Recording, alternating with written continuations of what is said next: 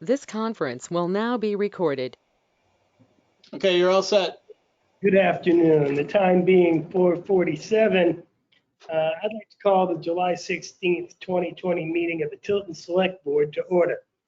Before we get started, if you're participating by phone or the GoToMeeting platform, please mute your microphone during the meeting unless you want to speak. Otherwise, background noise will interfere with the meeting. As chair of the Select Board, due to the COVID-19/coronavirus crisis, and in accordance with Governor Sununu's Emergency Order Number 12, pursuant to Executive Order 2020-04, this board is authorized to meet electronically, and these reasons shall be reflected in the minutes. Please note that the Select Board are meeting at Town Hall and providing access via GoToMeeting and conference call to enable the public to observe and listen contemporaneously to the meeting, which was authorized pursuant to the governor's emergency order. In accordance with the emergency order, pardon me, this is to confirm that A, we are providing public access to the meeting by telephone.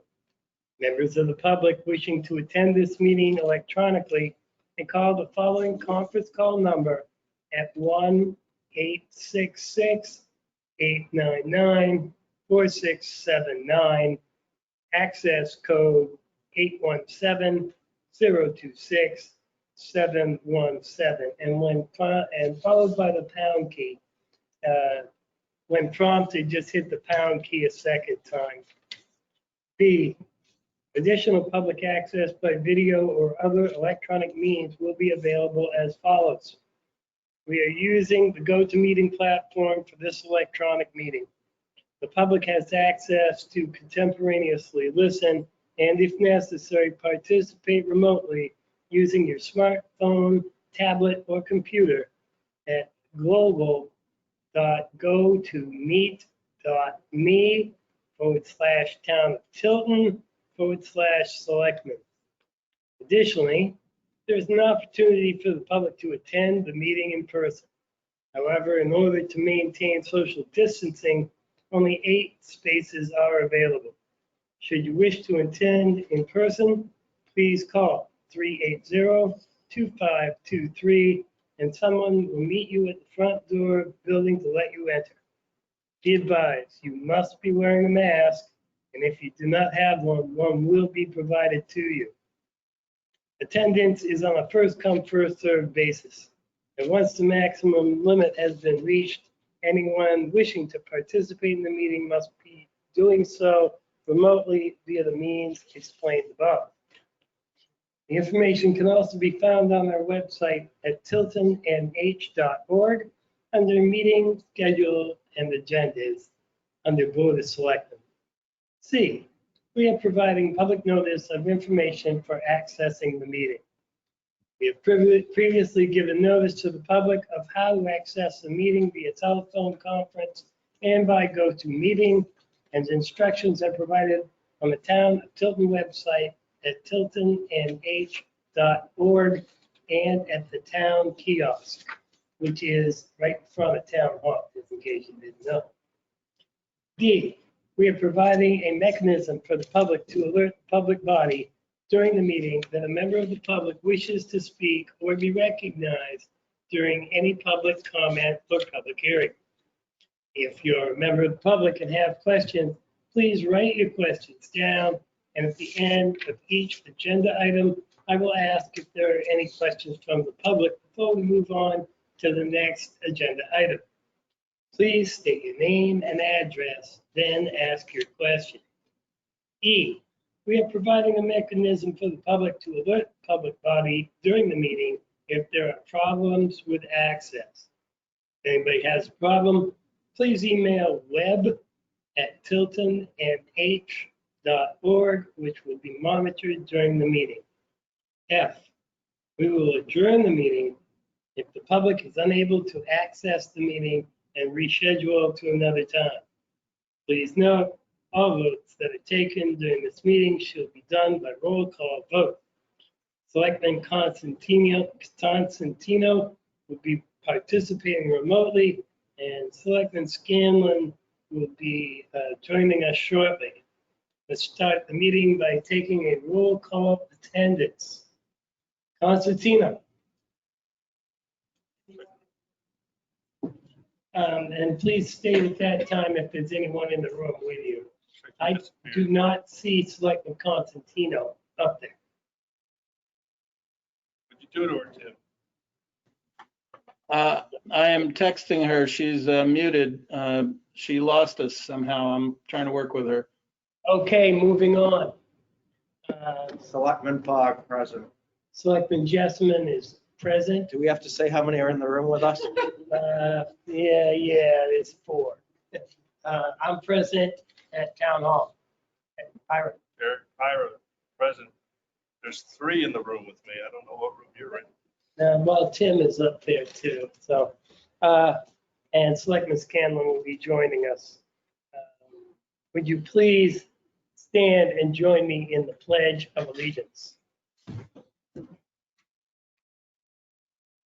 I pledge allegiance to the flag of the United States of America, and to the republic for which it stands, one nation, Under God.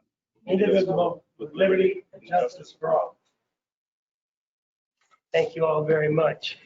The first order of business is to review the July 2nd Selectmen's minutes. We have 2 selectmen who are not with us currently. John will join us and Pat is having technical issues. So I'm going to move that till later in the meeting. Wow, The next thing up is the, it's non-public. And the time being 4:54 PM. I'd like to make a motion to move into non-public session per RSA 91-A:3, paragraph 2A, the dismissal, promotion, or compensation of any public employee or the disciplining of such employee or the investigation of any charges against them, and RSA 91A:3, paragraph 2C, matters which, if discussed in public, would likely affect adversely the reputation of any person other than a member of this board, unless such person requests an open meeting. This exemption shall extend to include any application for assistance or tax abatement or waiver of a fee, fine, or other levy if based on inability to pay or poverty of the applicant. We expect to be back into public session at approximately 7 PM.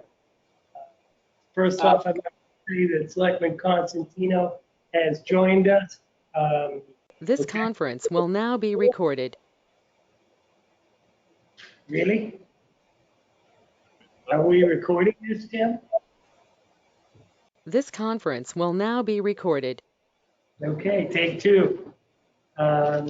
We're now back in public session. The time, Dale, is 7:05.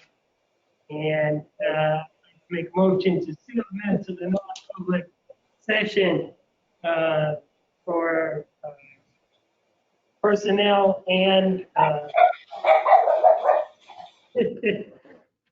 personnel and for adversely affecting reputation permanently. Is there a second? Scanlon, second. We have a motion and a second. Is there any discussion? Hearing none, roll call vote. Constantino. Constantino, yes. Fogg, yes. Jessamine, yes. Pyra, yes. Scanlon, yes. It is unanimous. Okay. You know what I want to do right quick here is circle back to the minutes, because we were 2 selectmen short. We didn't do the minutes at the beginning of the meeting. And if everybody has done their minute homework, this will take 2 seconds. I'd like to bring the minute of Thursday, July 2nd, coming to the floor for discussion. Is there a second? Scanlon, Constantino, second. Okay, we have a motion and a second. I don't want to go there. Well, we do have a motion. Roll call vote, Pat. Constantino, yes. Clog, present. Justin, Would be a yes. motion to bring minutes to the Yes. floor. Yeah, well, I did. Thank you. Yeah, yes. okay, good enough. Are there any changes to be made?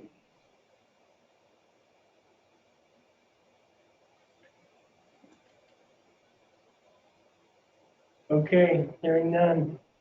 I make a motion to approve. That's where I should have gone to begin. To approve the minutes of Thursday, July 2nd, 2020 as presented. Is there a second? Constantino, second. Okay, we have a motion and a second. If there's no other discussion, roll call vote. Constantino? Constantino, yes. Clog, yes. Justin, yes. Fire, yes. Scanlon, yes. Okay, we're getting this down pat now. All right, let's move Tim to the next thing on the agenda. Okay, Pat, can you hear me okay? I can. You're not as muffled as the others. Thank you. Okay.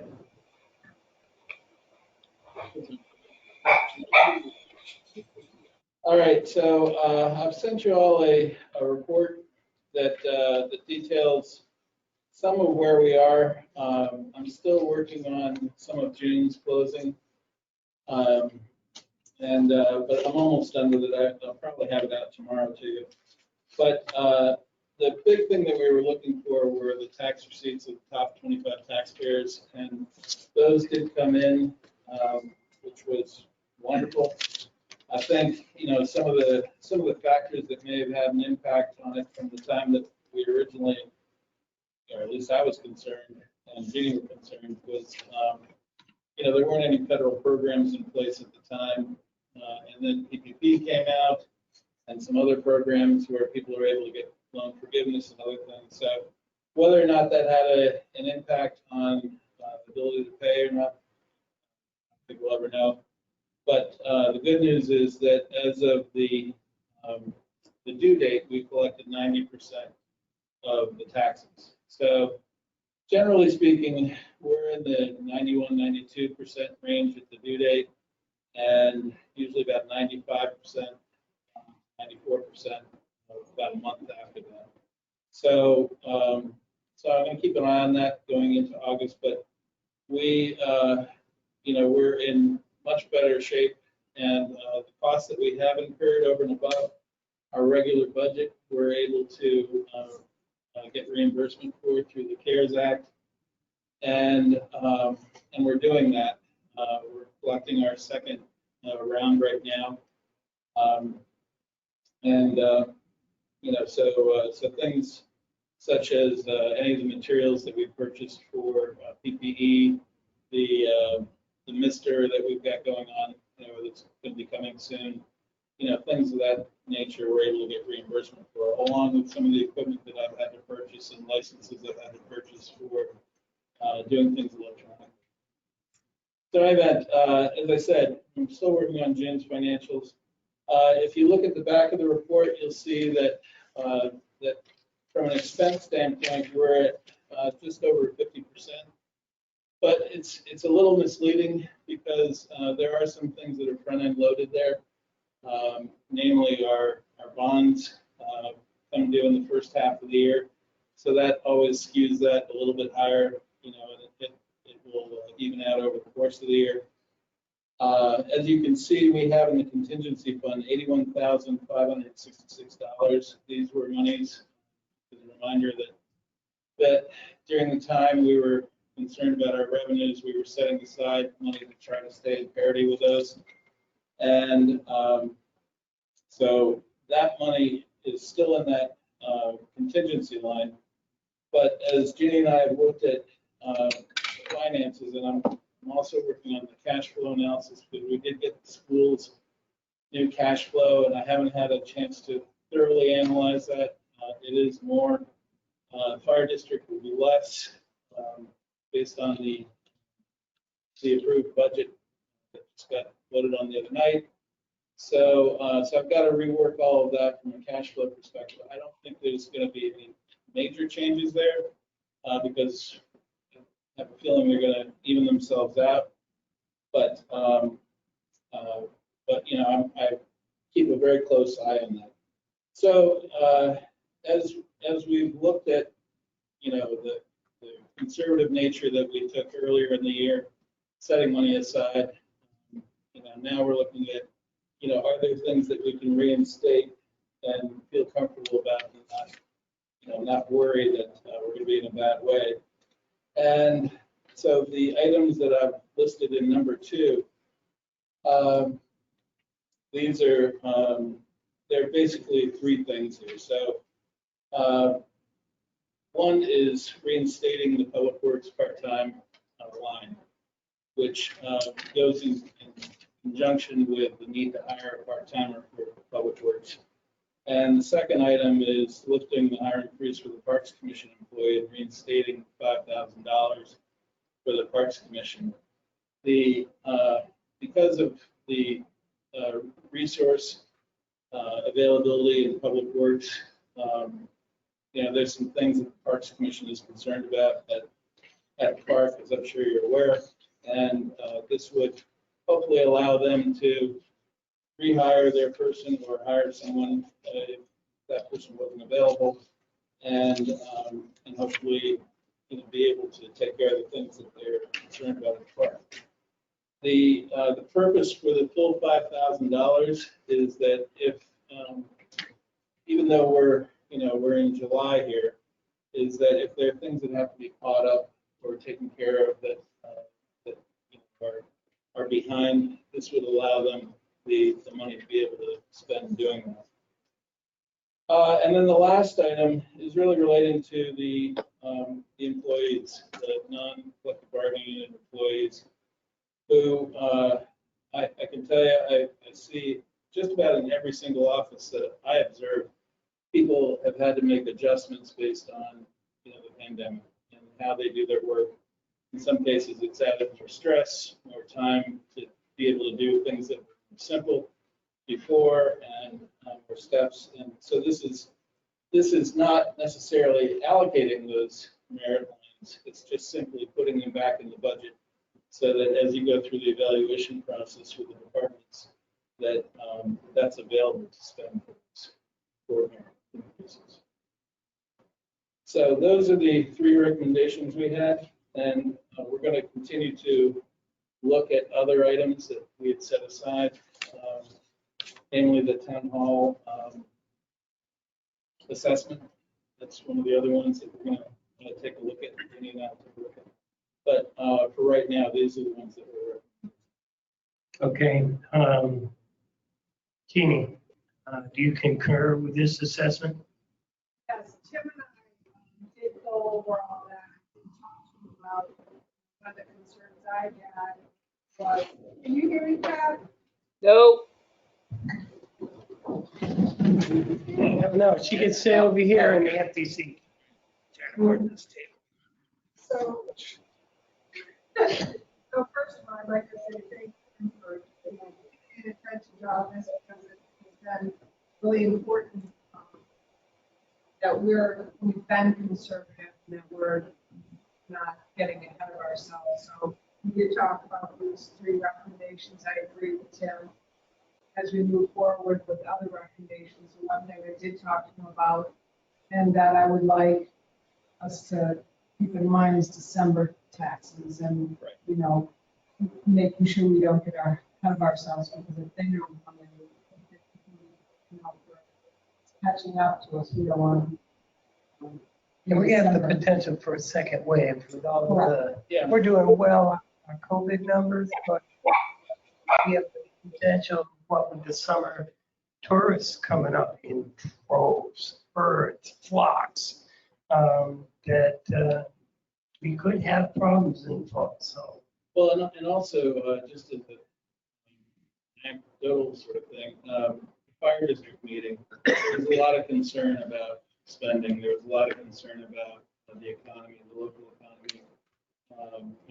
Further down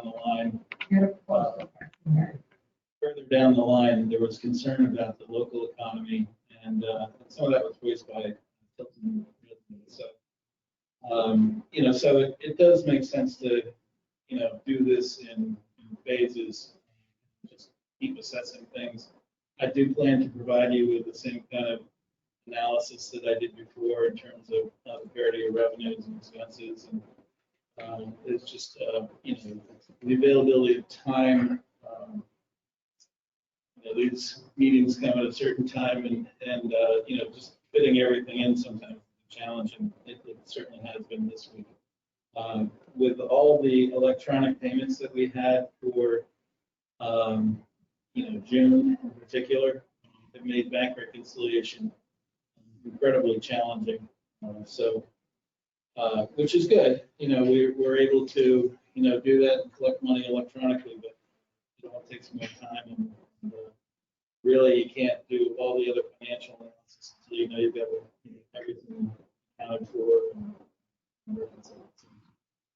Anyway. Okay, well then let's take these one at a time, beginning with A. No, go ahead. Okay, reinstate 100% of Public Works part-time wages of $9,900. Is there any comments, first of all? John? So what was the total budget amount for the year for that? $9,900. And we're in July, you want to reinstate 100% of that? Well, as I understood it, there was a need within the department. It's definitely a need. We're down one, effectively two, right? We're talking about the DPW budget. Perfect time. Perfect timing. If Adding back in the And- $9,900. Yeah. of We're part-time. recommending adding the $9,900 back into your budget for part-time. And I think John was just asking, we're only in July and you want to put 100% back, and we're saying yes. So that, yeah, that was budgeted for the whole year, the 9,900, so this is just for summer. John, speak into the mic, please. Yeah, did you hear anything I said tonight? Not a word. Okay, no, my question was that the reinstate 100% public works part-time wages of $9,900, that was the budget for the whole year, but yet we're in July. Does that make sense to give the whole year's back?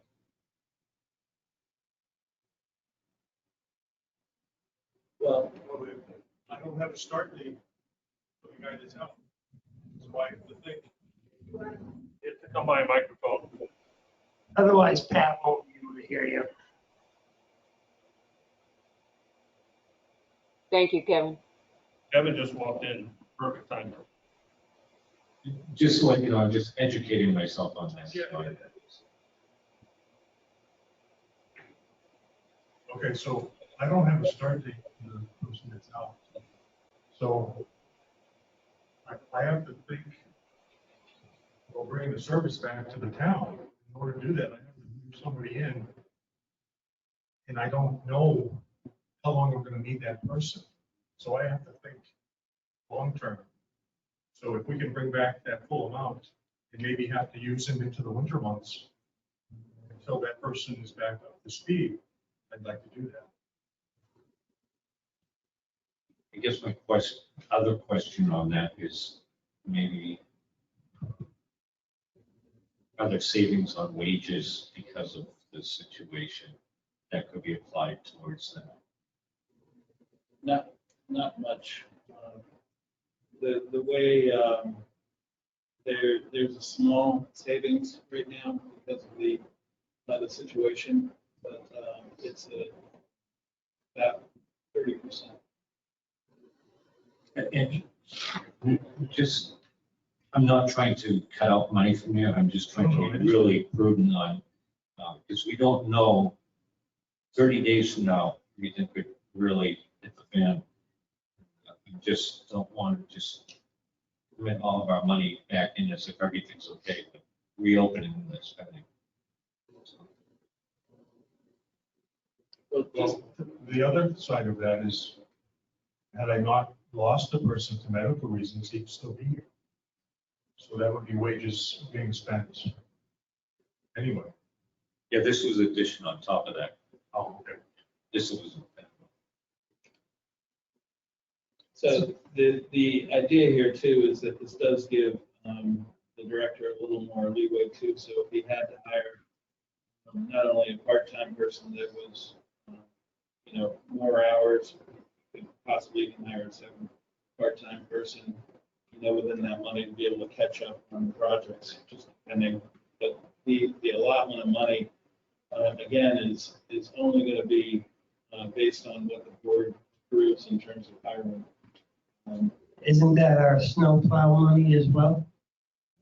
It's the entire part-time portion.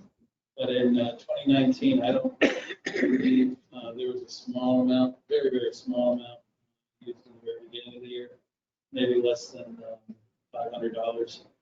Otherwise, I don't believe we had any part-time during 2019.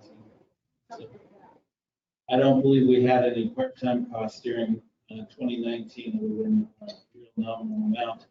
So in case. Okay, I will make a motion to, you're gonna get to have a discussion in just a second. Make a motion to reinstate 100% of the public works part-time line of $9,900. Is there a second? Cog, second. You have a motion in a second. Discussion. Eric Byron.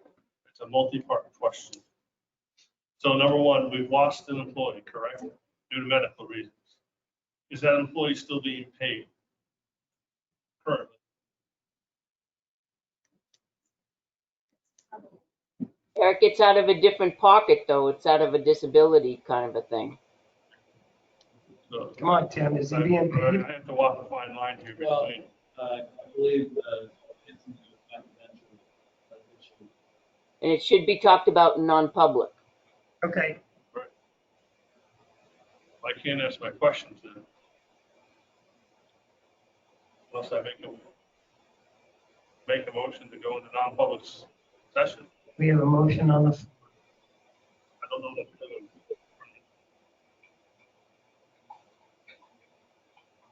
So, Chief, I can, we do the motion on the floor right now. I was trying to cite the reason. Oh, the dismissal, promotion, or compensation of any public employee, or the disciplining of such employee, investigative of any charge, unless the employee affected has the right to a meeting, and request that meeting be open.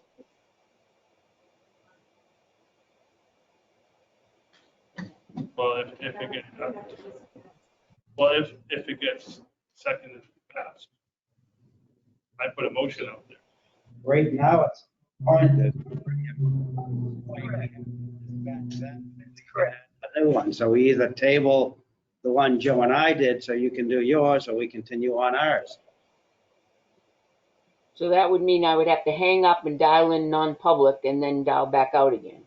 That's right. And you know what? Hey, I withdraw my motion. I withdraw the second. Okay.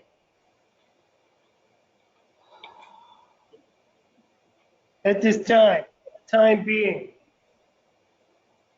Yeah, time being 7:25, I make a motion.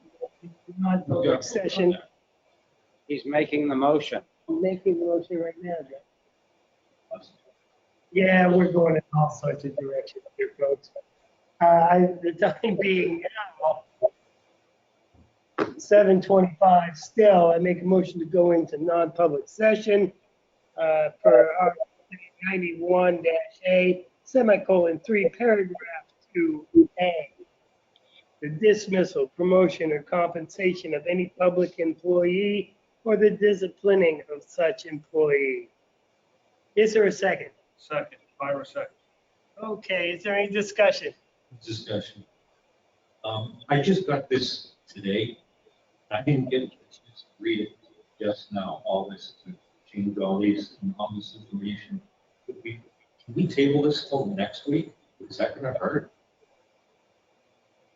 And then we can set up, we'll do our non-public, and possibly Pat will be back, and we'll have, What is it that you just got, John? He wants to do something different now. yeah, well, the discussion was on the motion to go into non-public. This conference will now be recorded. Okay, John, go ahead. So, Pat, I was discussing whether or not it would be better for us to table this until next week, if that would hurt anything, and then we can get some more information. And that's because I just found about this 10 minutes ago, 15 minutes ago, so. Just found out about, I don't understand what you're, are you talking about information about the employee, or are you talking about the budget? Budget. Tim's report. 2A, B and C. Yep. So that was my thought. If we could, I'd like to do that. Well, the only issue I have with putting it off, I don't have a problem with, the only issue I have putting it off is, don't we have a problem at Riverfront Park, and isn't that a serious enough issue to reinstate Paul Russell back there? I mean, we wait another week, that's still, that, Well, that would be B. That would be B. We're just working on A, Pat. Let's dispense with A. okay, I misunderstood. I thought you said you wanted to put up this Tim's report for next week. Well, and that might be the way it works out, but right now we're just talking about A. Get her done. You wait a week, having time to get going. By the time we decide, it's gonna be Christmas. I think it would be important for just Eric for us to go into non-public, answer Eric's question, and then come back out and vote on it. Okay, is there any other discussion? Hearing none. Roll call vote. Constantino. Constantino, yes. Fogg. No. Jessamine, yes. Ira, yes. Scanlon, yes. Okay, we're in non-public session. Not quite. Well, we will be. I'll be right back. 7:29. This conference will now be recorded. That's a nice office there. It is. One there. Nice. I love that pink suit. Issues. I'm here. Okay. And record. Okay, terrific. Time being 7:48. We are now back in public session. I would like to make motion that 2 minutes of the non-session as apply to personnel. Ira second. I should say field employment. Ira second. Okay, we have a motion in a second. Is there any discussion? Hearing none. Roll call vote. Constantino. Constantino, yes. Fogg, yes. Jensen, yes. Ira, yes. Scanlon, yes. All right, the motion is unanimous. Now, I would make a motion to table the reinstatement of 100% of the public works part-time wages until our next meeting. Is there a second? Ira second. Is there any discussion? Roll call vote. Constantino. Constantino, yes. Fogg, no. Jessamine, yes. Ira, yes. Scanlon, yes. Okay, the ayes have it. Now we move on to B, lifting the hiring freeze for the Parks Commission and reinstate the $5,000 originally budgeted for the year, with the understanding that there will likely be more time spent on the front park. Personnel of it, never mind, we won't even go into that.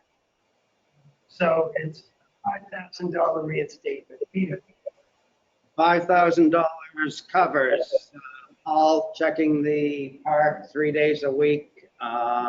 He does some mulch work. He also maintains Civil War and Best Pocket, I believe. So there's, Not under that amount. okay, 5,000. just for Riverfront, which is for the Monday, Wednesday, Friday routine he does. It's not to catch up on anything on the list that, just the stuff he regularly does. he's there 3 hours a day, 3 days a week. Doing something, but he's not been doing now. Correct. If that's the case, then it wouldn't need to be a full. True. No, because Bob will have him work his regular hours, so it'll be prorated to whatever. I hadn't seen the list, but it sounded as though there was a need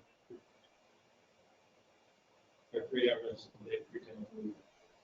But, That would be a Parks There- Commission issue. There is, but I don't know if Paul's up to doing all of that also. Some of it also is dealing with herbicide.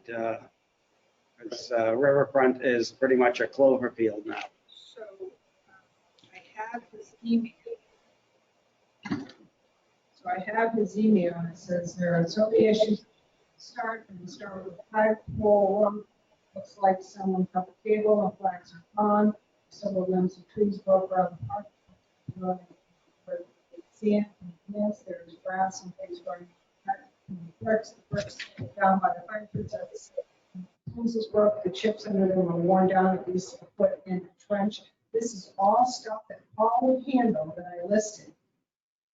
And if Paul was there, he would let us know about vandalism, so we could address light on the far side of the park.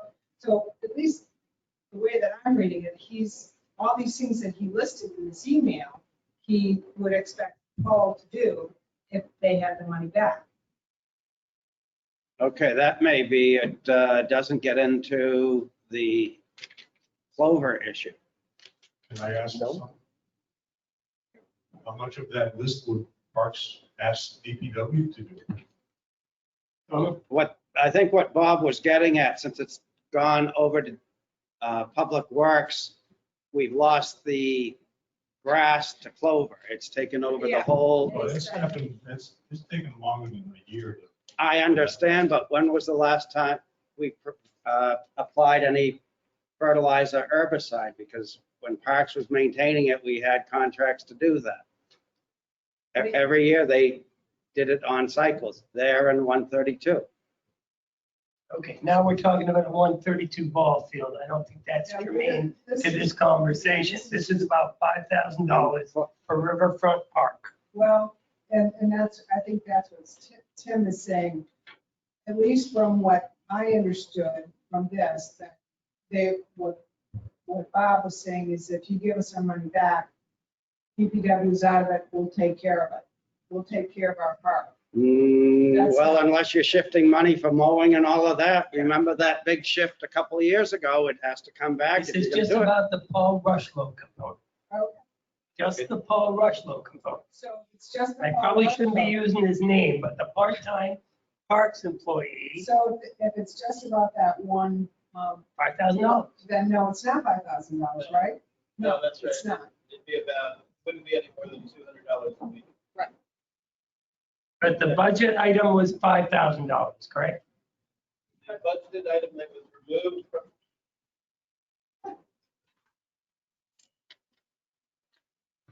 The budgeted item that was removed from their budget was $5,000, which was what was budgeted for their part-time employee throughout the year. Okay, So you that is the question. you could probably prorate to 503,000, because we're about halfway through. Had a motion, Peter? Mr. Chairman, Yes, Pat. we're making too much of this, in my opinion. We took money out of the parks budget, $5,000 for the hiring freeze for Paul Rushlow. I make a motion, we put the 5,000 back in. What they do with it, That's up to them. Second. Discussion, John. I'm all for giving the money back, but we need to be clear, because that list says those are the things that Paul Rushlow would do. Correct. Paul Rushlow going to go replace the wood chips. Is Paul Rushlow going to fix the flagpole, which would have to be restrung, and all those other things, and take care of the sand on the walks. So if we give the 5,000 back, what is being taken off of Kevin's plate? However, we don't have the authority to tell them how to use their budget. That's correct. Jeannie has the floor. I would just say this, there are a lot of questions that maybe you can send us the questions, table all of this, let us come back to you next week with the answers, because if you're going to get, in my opinion, if you're going to give them 5,000 back to parks, I don't understand why you wouldn't give it all back to DPW so that they can do their job. They don't have any people. That would be one reason. Well, you can't have people that has funding. Right. So, Come work for us, we might be able to And pay we you. tabled that. This is about, Yeah, I was against hey, you tabling. know what? We can do whatever you want to do. I think we're being silly. Yes, we're punting it down the road. Amen to that, Joe. John, take the advice No. of your finance director. Yeah. apparently not. Okay, the only problem I have with all this stuff is trying to figure it out. And I don't think it's a good idea to produce something like this at the meeting without so many questions, that's all. And I think we could take that leg off there. And I understand that, I totally understand that. The only thing I would say to that, you have a finance director, and a selectman who's been here for 10 years. If anyone knows the budget, if anyone knows more, and I understand that you want to understand things, I get that. But at some point, you have professionals to make recommendations. Oh. Thank you, Jeannie. Okay.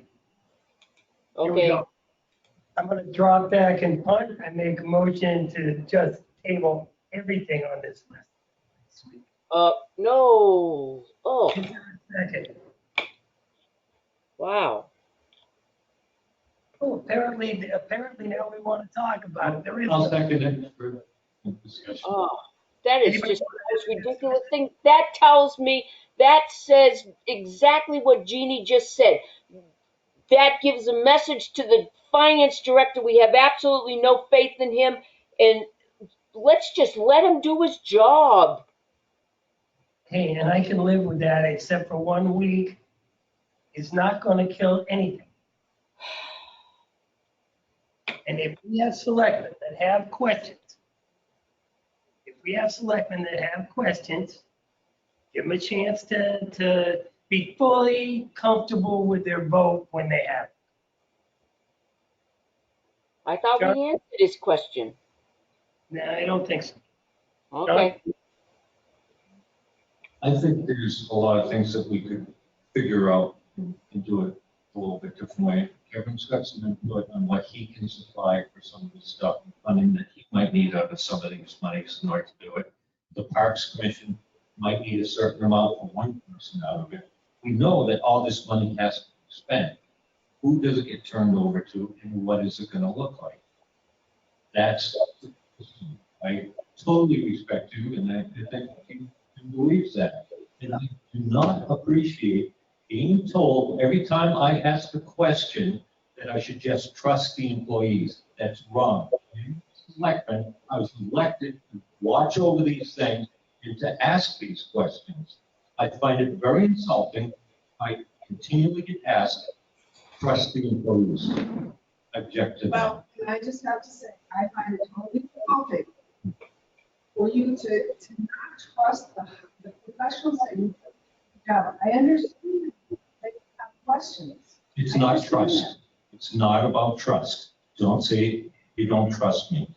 Okay? It's not about trust. It's working together with And I had. No, I have something to say. Okay, Pat.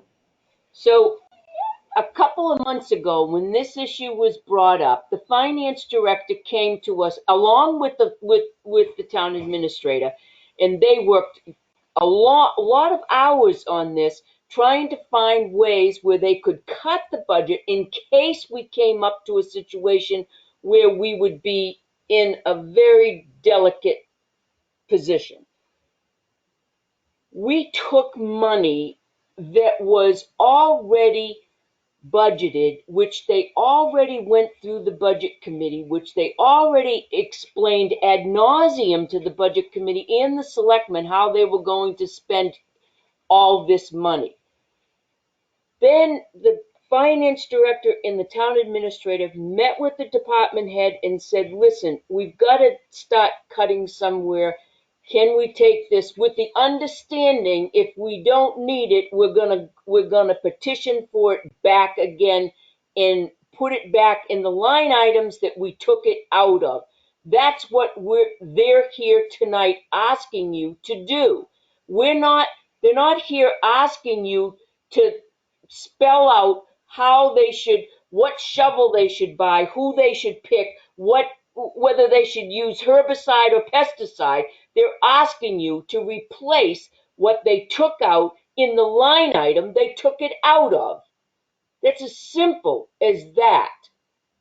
And that's what they're asking you to do, because right now we're in a position, hopefully, according to our finance director, he feels certain that we can do this safely.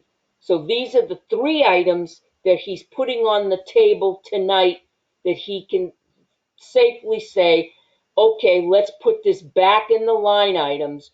We've already been to the budget committee on this. They've been into the budget committee on this. They already know how they're going to spend this. Why are we dealing with this nickel and dime stuff? Sorry. I have a question for Tim. So currently, oh wait, sorry. Trying not to break the table again. That's right. So currently, there's $81,000 in this contingency fund that we've created. Correct. So by removing these three items, A, B, and C, that will leave that with a balance of $50,000. That's I correct. just want to make sure I understand that. In the event that we have a repeat of businesses closing down in the fall, because I know we were all nervous about the top 25 paying. And there's a lot of businesses that are going to be on the fringe. If they shut down businesses again in the fall because of a second wave or things, I'll say in the news, there's other states that are shutting things back down. Could this put us in a pickle? Is something like line C, could that be something that could be reinstated in the budget in December versus July? Yes, that could be put in at any time during the year. The A was primarily in reaction to the fact that A and B seem to be somewhat related, and that when I discovered, when I heard that the board had approved a hire of that type, that I knew that we needed to have some sort of budget in that line. We were going to hire them and pay them. So that was part of the rationale there, but also understanding that it's a real resource struggle for them, and they need the help, and it seemed to be an important thing to implement, put back in. That was really what that was about, and also then taking the pressure off them at the park by doing B. That was the purpose there. I do think C is an important thing to do. Like I said earlier, I think your employees are incredibly hardworking. It's not to say that is in itself, deserving of a merit, but they've had to make a lot of adjustments, jump through a lot of hoops to make things work, for citizens to be able to do business, that sort of thing. So even if you were to at some point, if it looks sketchy, I mean, you could reinstate a portion, 50% of that, some means like that.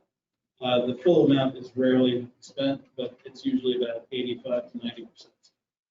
Let's see. No, I love the list.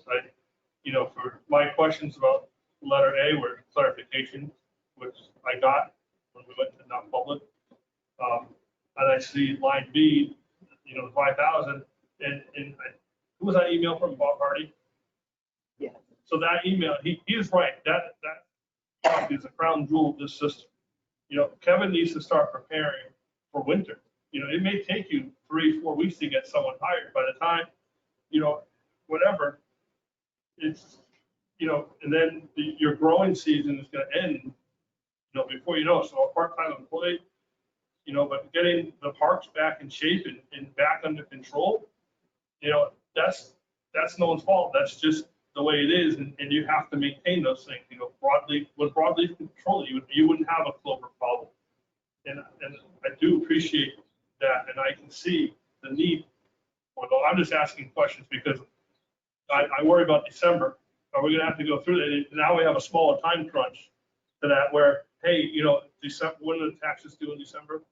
They'll be due prior to the end of the year so that escrow accounts don't lapse in the Right. year. So let's just say, we get paid on December 8th. I'll just use that date because we had July 8th. We can come back in July 15th and say, all right, let's reinstate line C and do that. This way we know we're in a much better cash position. I'm worried about December.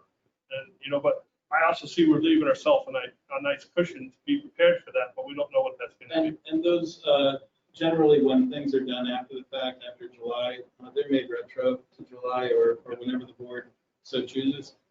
It's totally up to you, but we've done them as late as October. I think maybe one even in November that was retro to July.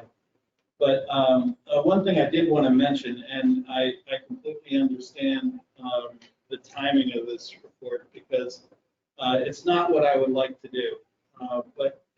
And I'm not making excuses, but there are times when the police building takes a great deal of my time, but nothing else goes away.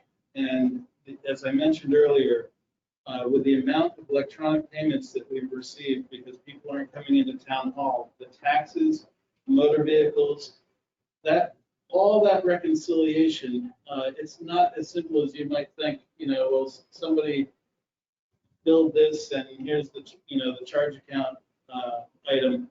These things are grouped together, so MasterCards come in together, Visas come in together, checking account checks come in together, the ACH payments, and they're grouped in such a way that sometimes based on the timing issue of whether it's a 2-day or 3-day, sometimes they span a weekend, sometimes they span more than one deposit from the town clerk, tax collector, or the clerk.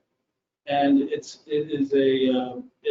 I've been through this with the third-party processor of these payments and also Avatar. The reconciliation is a bear, but it's my responsibility to get it done. And June is done for that account, but that's the account that takes all the time. And because really piecing it together and trying to make sure it's all there and that we don't have any issues, and as it turned out, we had a few issues that we were able to resolve, which is part of the normal course of a reconciliation thing. I go back to the town clerk tax collector and determine where the issues were. But things like that, when they come in blocks of time, it doesn't allow me to do other things because I love doing analysis. I love doing this kind of work, and but the building can't stop. There are real deadline issues that are the owner's items that I'm directly responsible for, and the reconciliation can't stop at this time. So and I apologize that it wouldn't be the kind of thing I'd want to spring on you last minute, but I did feel as though these are the items that need to be discussed and decided upon, whether it's this week or next. Thank you. Yep.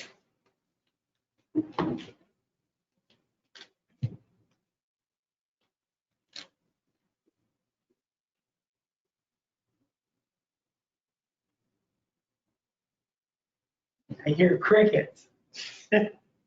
Okay.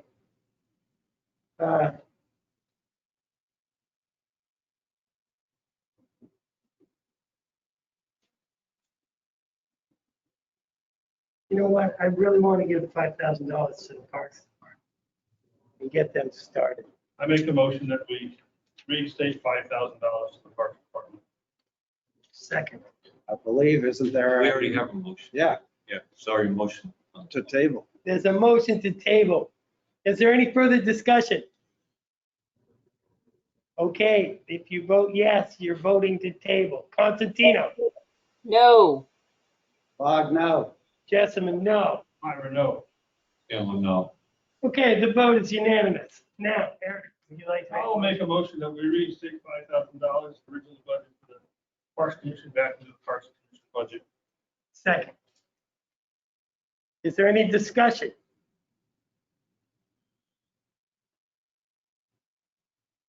Yay. Hearing none. Roll call vote. Constantino. Yes. Bog, yes. Jessamine, yes. Ira, yes. Scanlon, yes. Okay, I have a motion. Peter. I'd like to make a motion, we reinstate the $9,900 to the Public Works part-time wage. Second. Is there discussion? Now, I do know that just reinstating that money doesn't necessarily spend that money because you got nobody to spend it on currently. It allows them to start the process. I get that. No, I'm totally good. Is that a question? So, John? so next week we'll have some kind of overall plan Yeah. we're discussing. Mhm.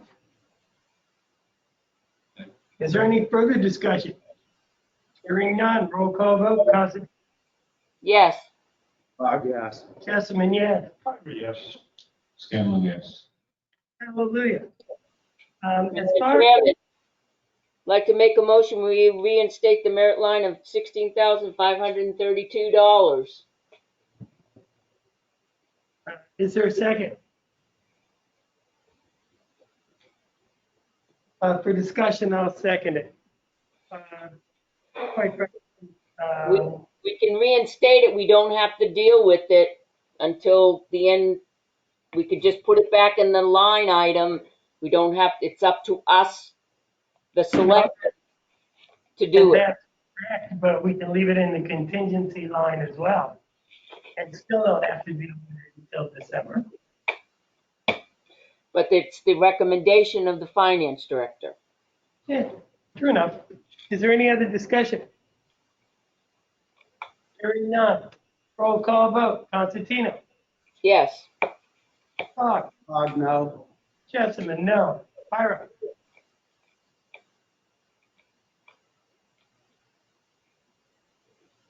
Ira, yes. Scanlon. No. Motion fails.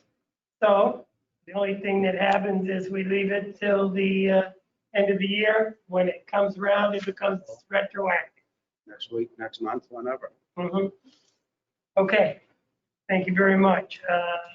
Tim, you're writing up the documents and then we move on. Let's do the town administrator's report. We've done nothing about selectmen's reports yet. I didn't know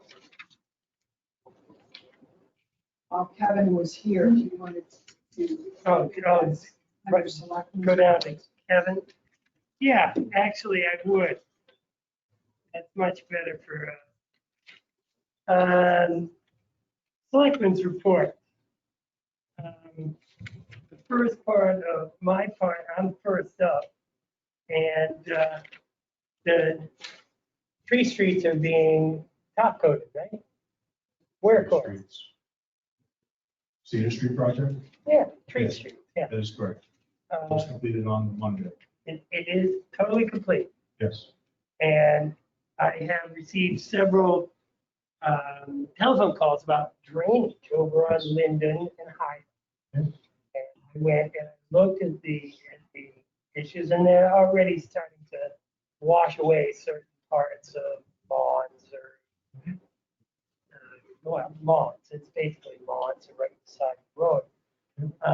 And I'm wondering what we're going to do to alleviate that issue. Linden Ave has already been taken care of. We recreated the ditch lines, made some loam in place, seeded, used jute mat to hold it down to alleviate the erosion. Obviously, the heavy rainstorms that we have been getting, 1 to 2 inches an hour. It's hard to hold the water back, but we've been addressing those on a daily basis.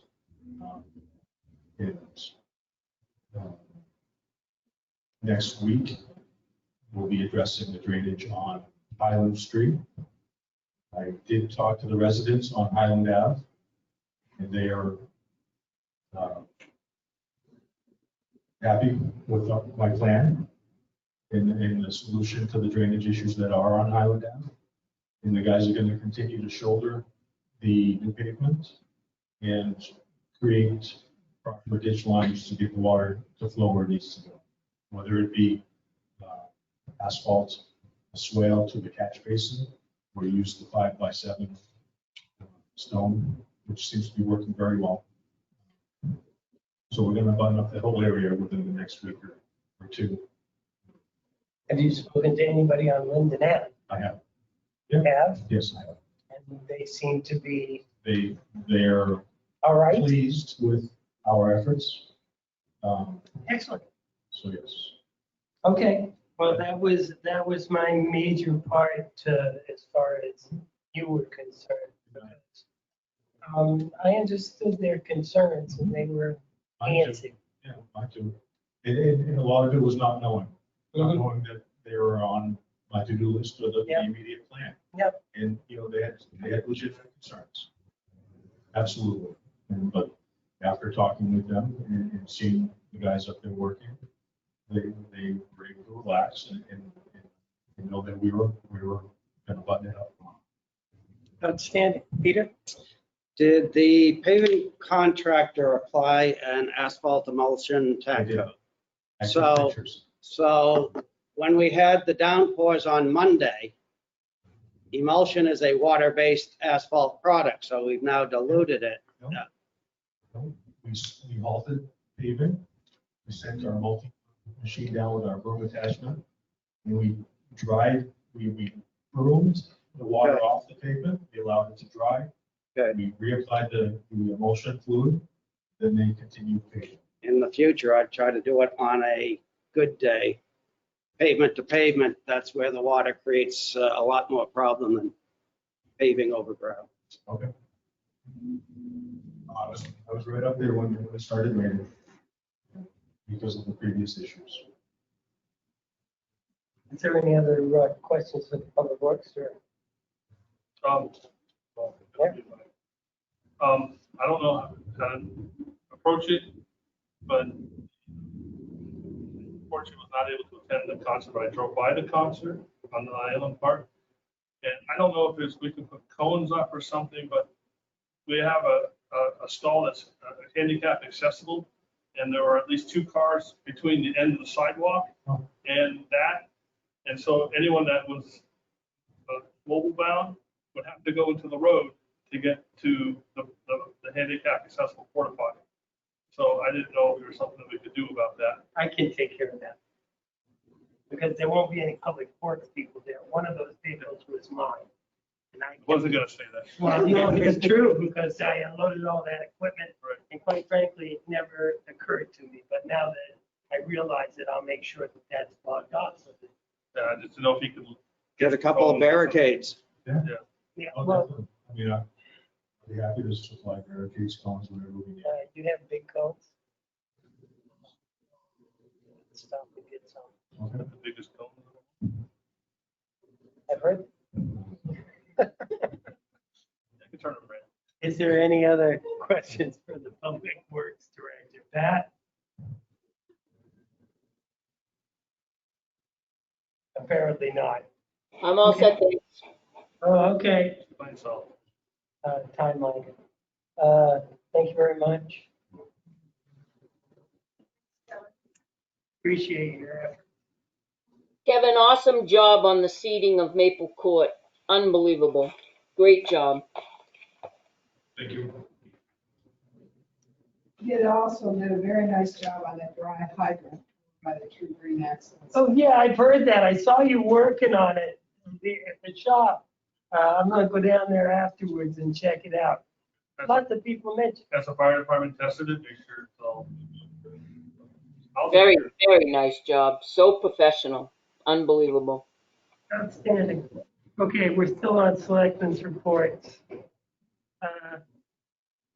Last week was the first concert on the island. And social distancing was maintained. Masks were required. We did have one instance. The organizers of the concert had no leeway. Their directive was no masks, no enter onto the island. That one size fits all. Apparently, we had somebody that tried to enter the island that could not wear a mask due to disability. And I don't even know if that's the right word. But they could not wear a mask. And I don't know, how do we address this in the future? Do we just say no mask, no entrance, and that's it? Is there any kind of somebody wearing an oxygen mask, an oxygen tank or something? Could they wear a mask? I mean, realistically? And if they were 6 feet away from everybody else, would they be a danger to anyone? So, anybody in favor of changing the direction, John?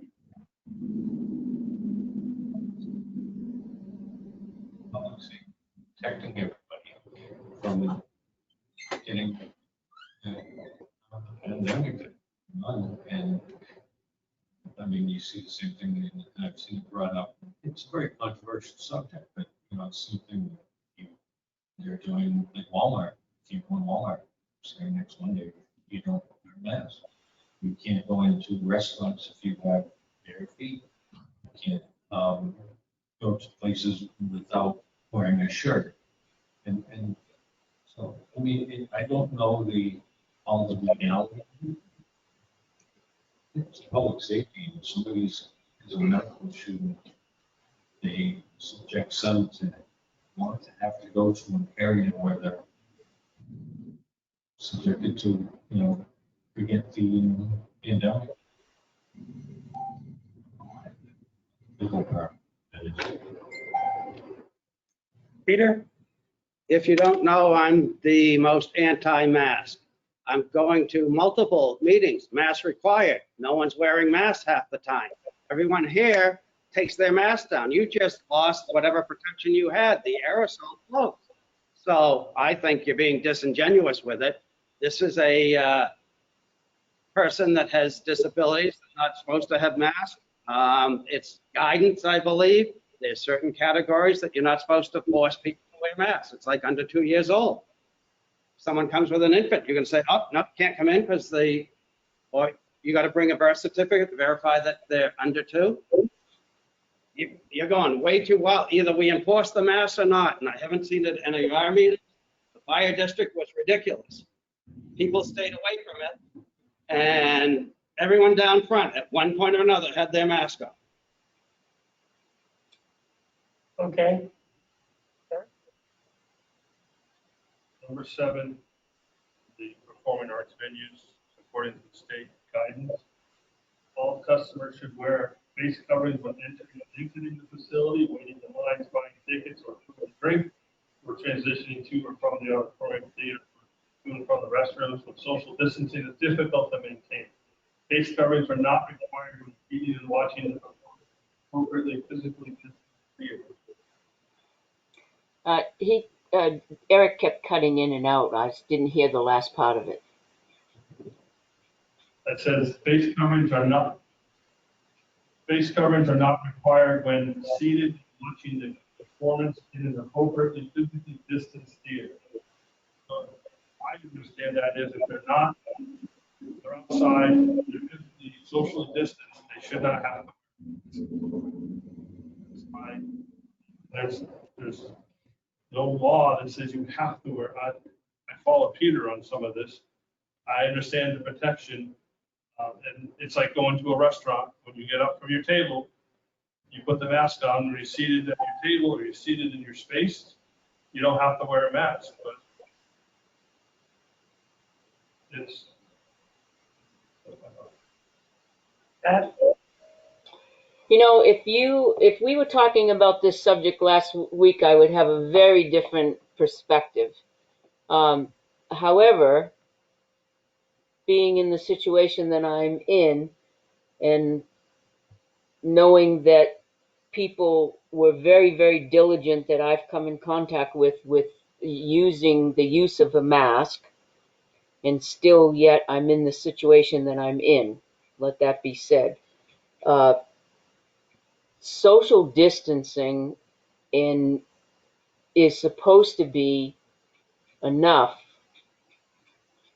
according to the CDC and the governor's guidelines. Having a child, an autistic child, and the parent saying that they cannot tolerate a mask, I would say in those kinds of circumstances, perhaps maybe that there would be an exception. I don't know. Let them sit along. They offered to sit alongside the river to listen to the music. I just don't know what the answer is, and I'm not willing to stake my life on it or health on it because I just don't know what the answer is on this one, Joe, at all. I don't. Masks are not going to protect you. Trust me on that one. I'm going to say it 100 times. No matter how many times you wear a mask, masks are not going to protect you. I just cannot say that enough. It's going to probably diminish or limit the exposure, but it's not going to save you or protect you, period. So, enough said on my part. I think that we should really take a look at it, talk with Northfield, take a look at what exemptions should we allow. There are a couple of people that come on the island with oxygen tanks. There are people with legitimate disabilities that cannot tolerate masks. I'm over. If you have trust in the CDC with 6-foot spacing, just look at when someone sneezes. It goes a lot farther than that. The other thing, the blue mask like some of us are wearing here, when you sneeze, this pouch is here. What happens? Pressure hits here, it's going to pop out the side. So I agree with Pat that masks are useless. I at least follow the rule when they require it. I don't think Pat said that the masks were useless. They don't protect you. They will mitigate. They may. If you read, it's always may or might. Okay. There's nothing done about this.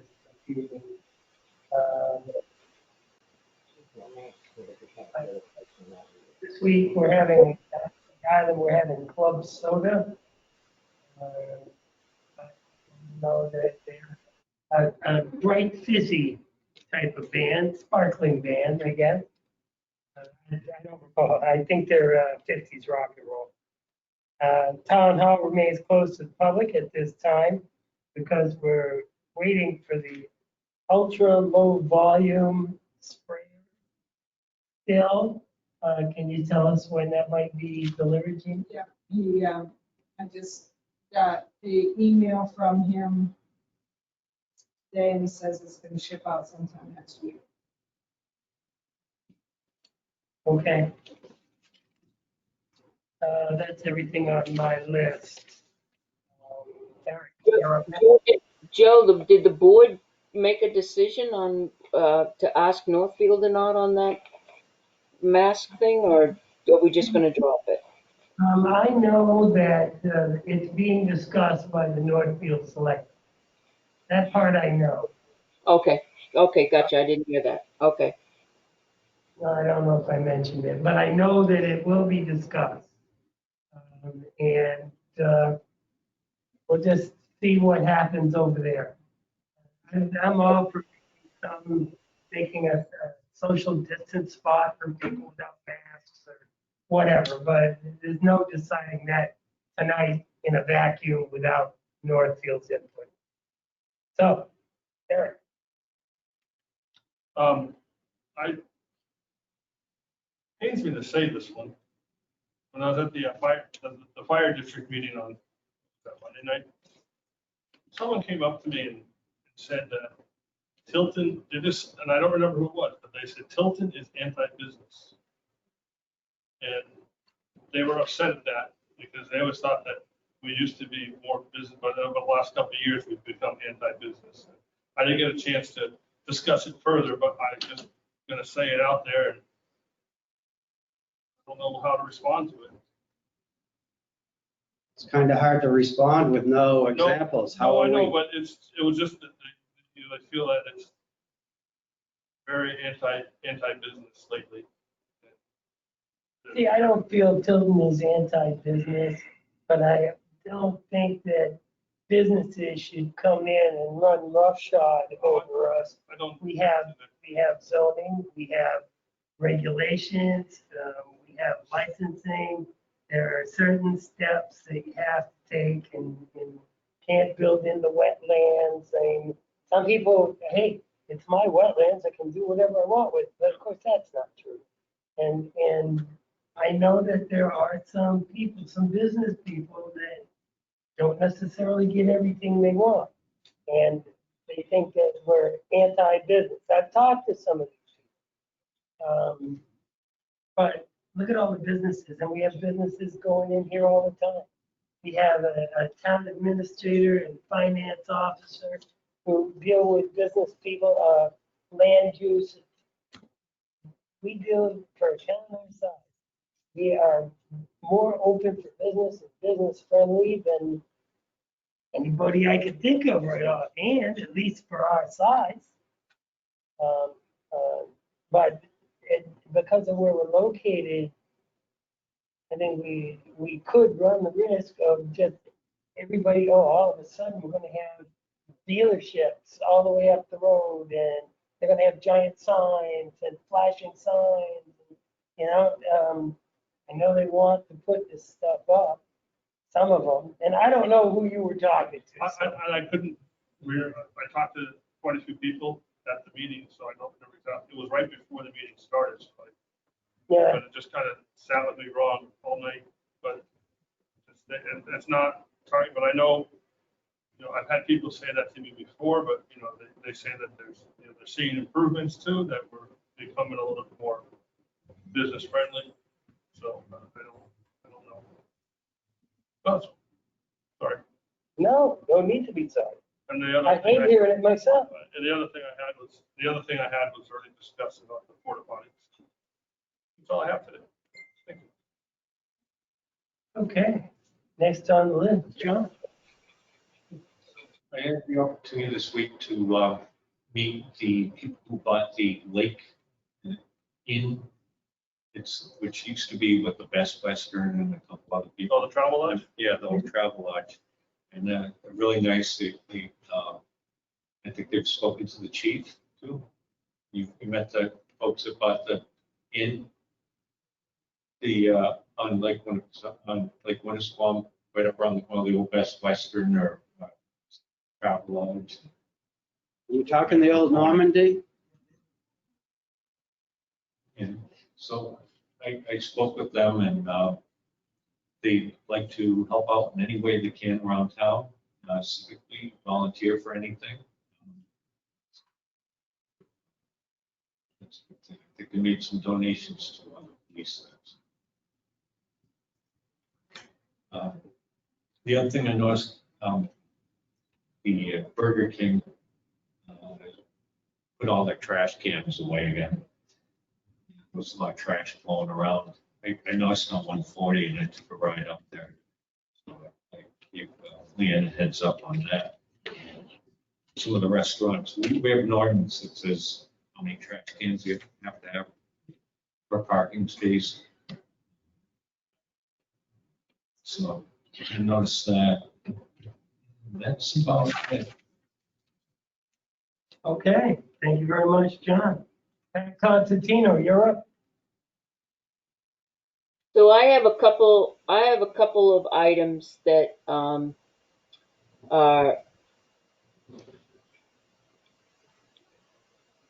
well, one's going to be controversial. Let me bring up the other one. Fireworks ordinance. July 4th, there was quite a display of fireworks, and Jesse, our prosecutor, had sent out an email to the patrol officers that they had asked about the ordinance and what they could do and what they couldn't do. And there is some language in the fireworks ordinance that Jesse feels very certain about it not going to court, not being able to be prosecuted. And so I had a long talk with the chief. Chief, are you still here? Okay. I don't know. Did he say yes? He said yes. Yes.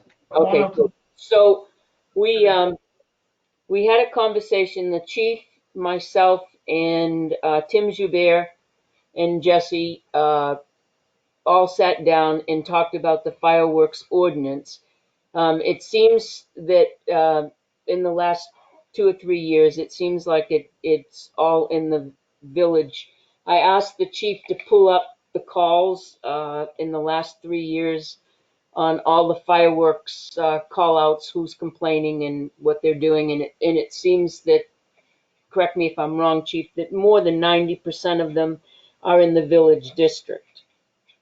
That being said, the whole gist of why we wanted the fireworks ordinance to begin with is for safety. And in the village district, the houses are so close together that if you talk about them, if you set them off, they're landing on the roofs of the next door neighbor's house or 2 houses over, or in the cars going by down the road, or and if they land on the houses, they're 150, 250 years old. So it's really a hazard. Never mind kids walking on the street or going by, or people going to the houses to try to figure out where they're coming from. They're being lit in a very, very, very small patch of land. Last year, it was on Cedar Street. It was in an area maybe 10 by 10 with 40-foot pine trees in a fire pit. They were all drunk, and they landed on our houses. Our dispatcher's house on Poplar, and 2 houses over from him is my house in my 150-year-old barn.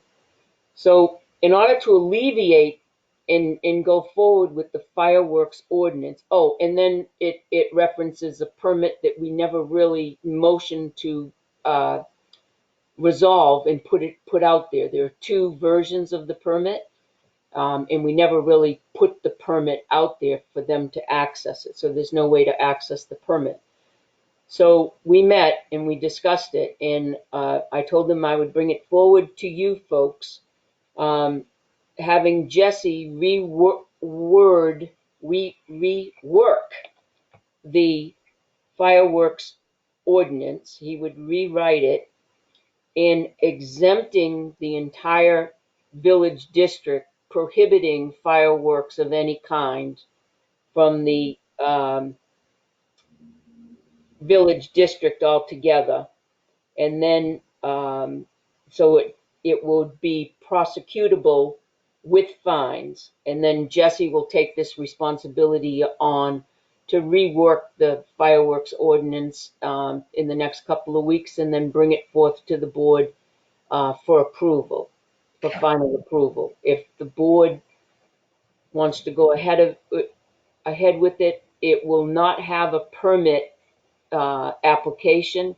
It will just say that fireworks are not allowed. It's similar to the disorderly noise ordinance that you similar to what we have, but a little bit of the language will be changed so that we can prosecute it in a court if they don't listen the first time, the second time is a fine, and so on.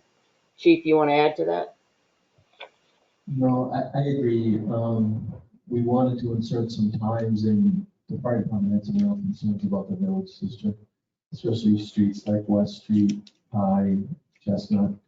That the houses are so close, the different fire chief felt that any fireworks could be used in some of the real close neighborhoods.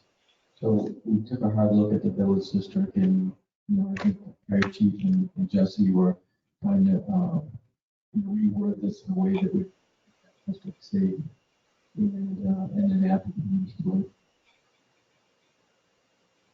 So we would have to, the village district is, it is from Deer Street, the lower half of Winter, the Tree Streets, Highland and Pine, and all of that area, Daniels Drive, in including School Street to the railroad tracks and Cumbies.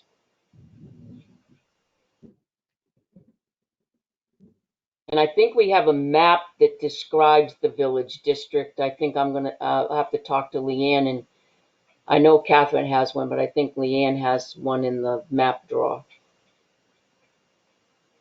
Yeah, well, put it together and looking forward to seeing it. Okay, so is everybody okay with Jesse rewriting the ordinance to the village district and making it so that it's prosecutable? John?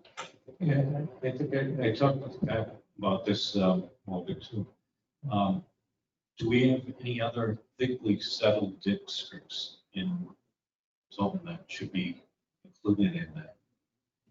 And so that actually came up in the meeting the other day that we had, and I talked to Tim Jubert, and I said, are there any other neighborhoods you have concern about? And he said, no, he just felt. We do get some calls occasionally down on Hill Road during the summertime along the water, but he just didn't express concerns with any other neighborhoods other than what's in the village district when I asked him. The calls that we get like that reference to maybe where we are in the village district, occasionally, we'll get one on Lancaster Hill, one or one on the road. They're very few.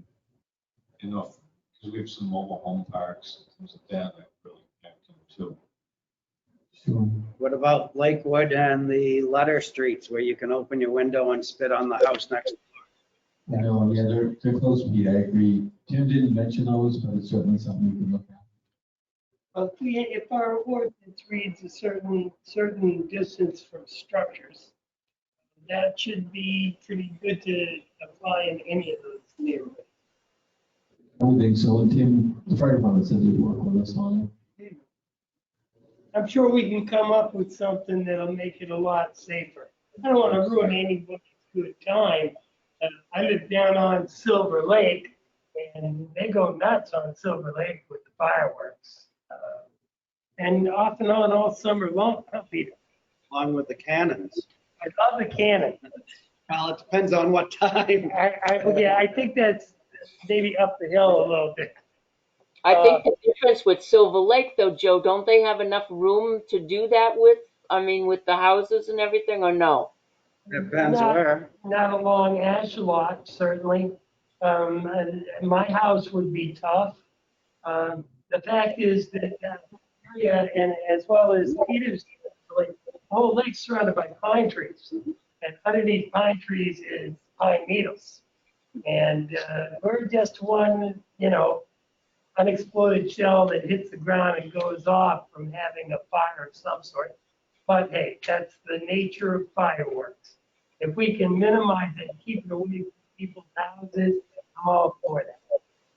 So do you want to keep do you want to prohibit the village district and keep the fireworks ordinance in for the town and permit the rest of the town?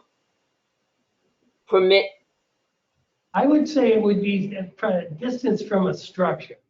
Now, if you had it was based on distance from a structure, it pretty much preclude the entire village district. Okay, that would preclude the mobile home park that you were talking about, Peter. Might not necessarily affect me. You know what I mean? But this is not about, for me, it's not about barking dogs. It's not about my PTSD. It's about public safety and getting people burnt out. and I agree with you, Joe, because that's what it's about with me. But if we talk with Tim Joubert, but when we talk with him, he said he has to go with each individual firework that they're setting off and look at the box. If the box says you have to be 150 feet away, then you have to be 150 feet away from a structure. Some say 100, some say 150, some say, I think it's 200, right, Chief? It depends on it depends on the style of firework that you're shooting off. Right, when they do their safety inspection, they have to inspect the label for each device they're shooting off, and then look at those, what he said. Well, then the distance thing wouldn't necessarily work. Because the fire department can't go around reading boxes at every location in the tree streets. They'd be running from house to house reading boxes. Some of them just blew up anyway. Yeah, I don't know. Have Jesse take a look at it and see if we can come up with something. You're right. Okay. Yeah. All right. Okay. The second thing that I want to bring up is, I didn't see it on your list, Jeannie, so I'm going to bring it up. Chick-fil-A. This is a business that has a corporate lease within the boundaries of Tanger Outlet. They have, just like Old Navy, just like the Bass Outlets, just like Under Armour, just like any other.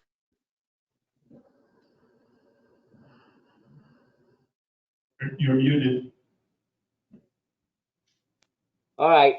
So I said all that wonderful, profound language that I just used, and you didn't even have the advantage of hearing it. Sorry. The next thing on the list is, and I didn't see it on Jeannie, so I'm bringing it up. So sorry, Jeannie, is Chick-fil-A. Chick-fil-A is a business that has a corporate lease with Tanger Outlet. From the corporate office, they lease it, just like Old Navy, just like Bass Outlets, just like Under Armour. They are a business. And let me talk, Peter, because I know you're totally against this. I ran farmers markets there years ago, and the farmers market was not a lease. It was a side farmers market that didn't have a lease. This is a corporate lease that goes there every single week. And they pay Tanger. Tanger, it's a business under the umbrella of Tanger Outlets. It's a business. We should not be deterring commerce. Like Eric said, we should not be deterring commerce away from Tilton. We should be welcoming it.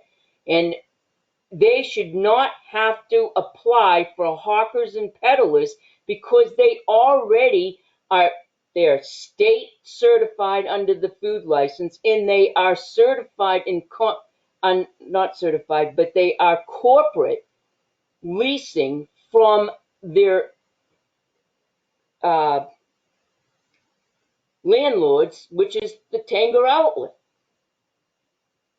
So you can't we have never, in 12 years that I've been a selectman, we have never, ever made any one of them, if Under Armour wanted to have a sidewalk sale, if Ann Taylor wanted to have a sidewalk sale, or Banana Republic, or anybody else wanted to go out in the parking lot and have a tent or anything else like that, they are a corporate business under Tanger Outlet. We have never, ever.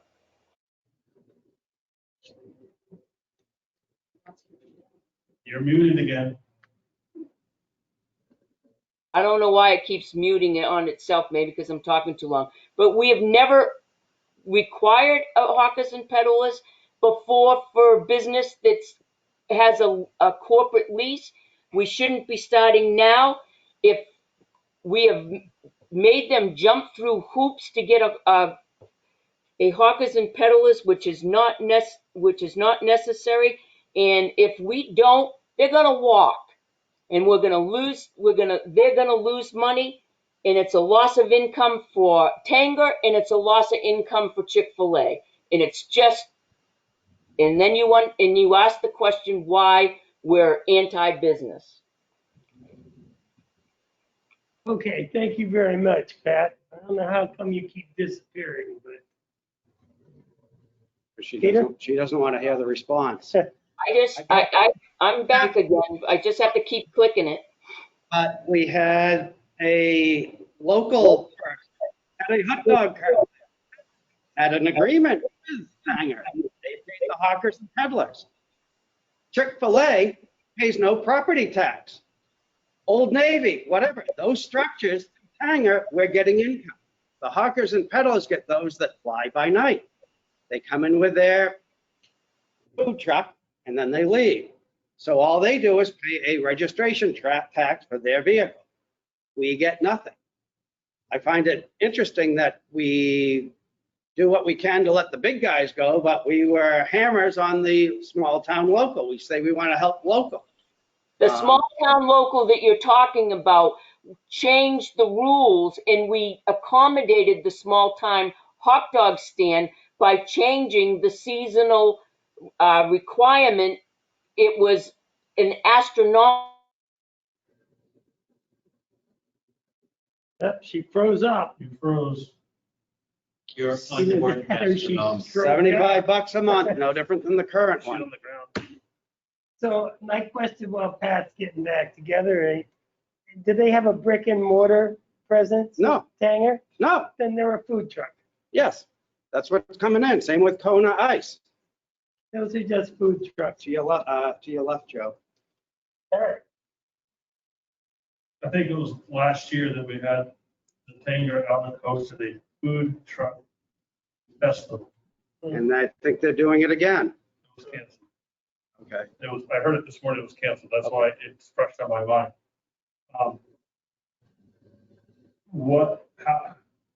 They should. How did those businesses get handled? Did they get handled like a craft fair? Or did they get handled like a hot? It's not a craft fair. No, but okay. A craft fair is someone.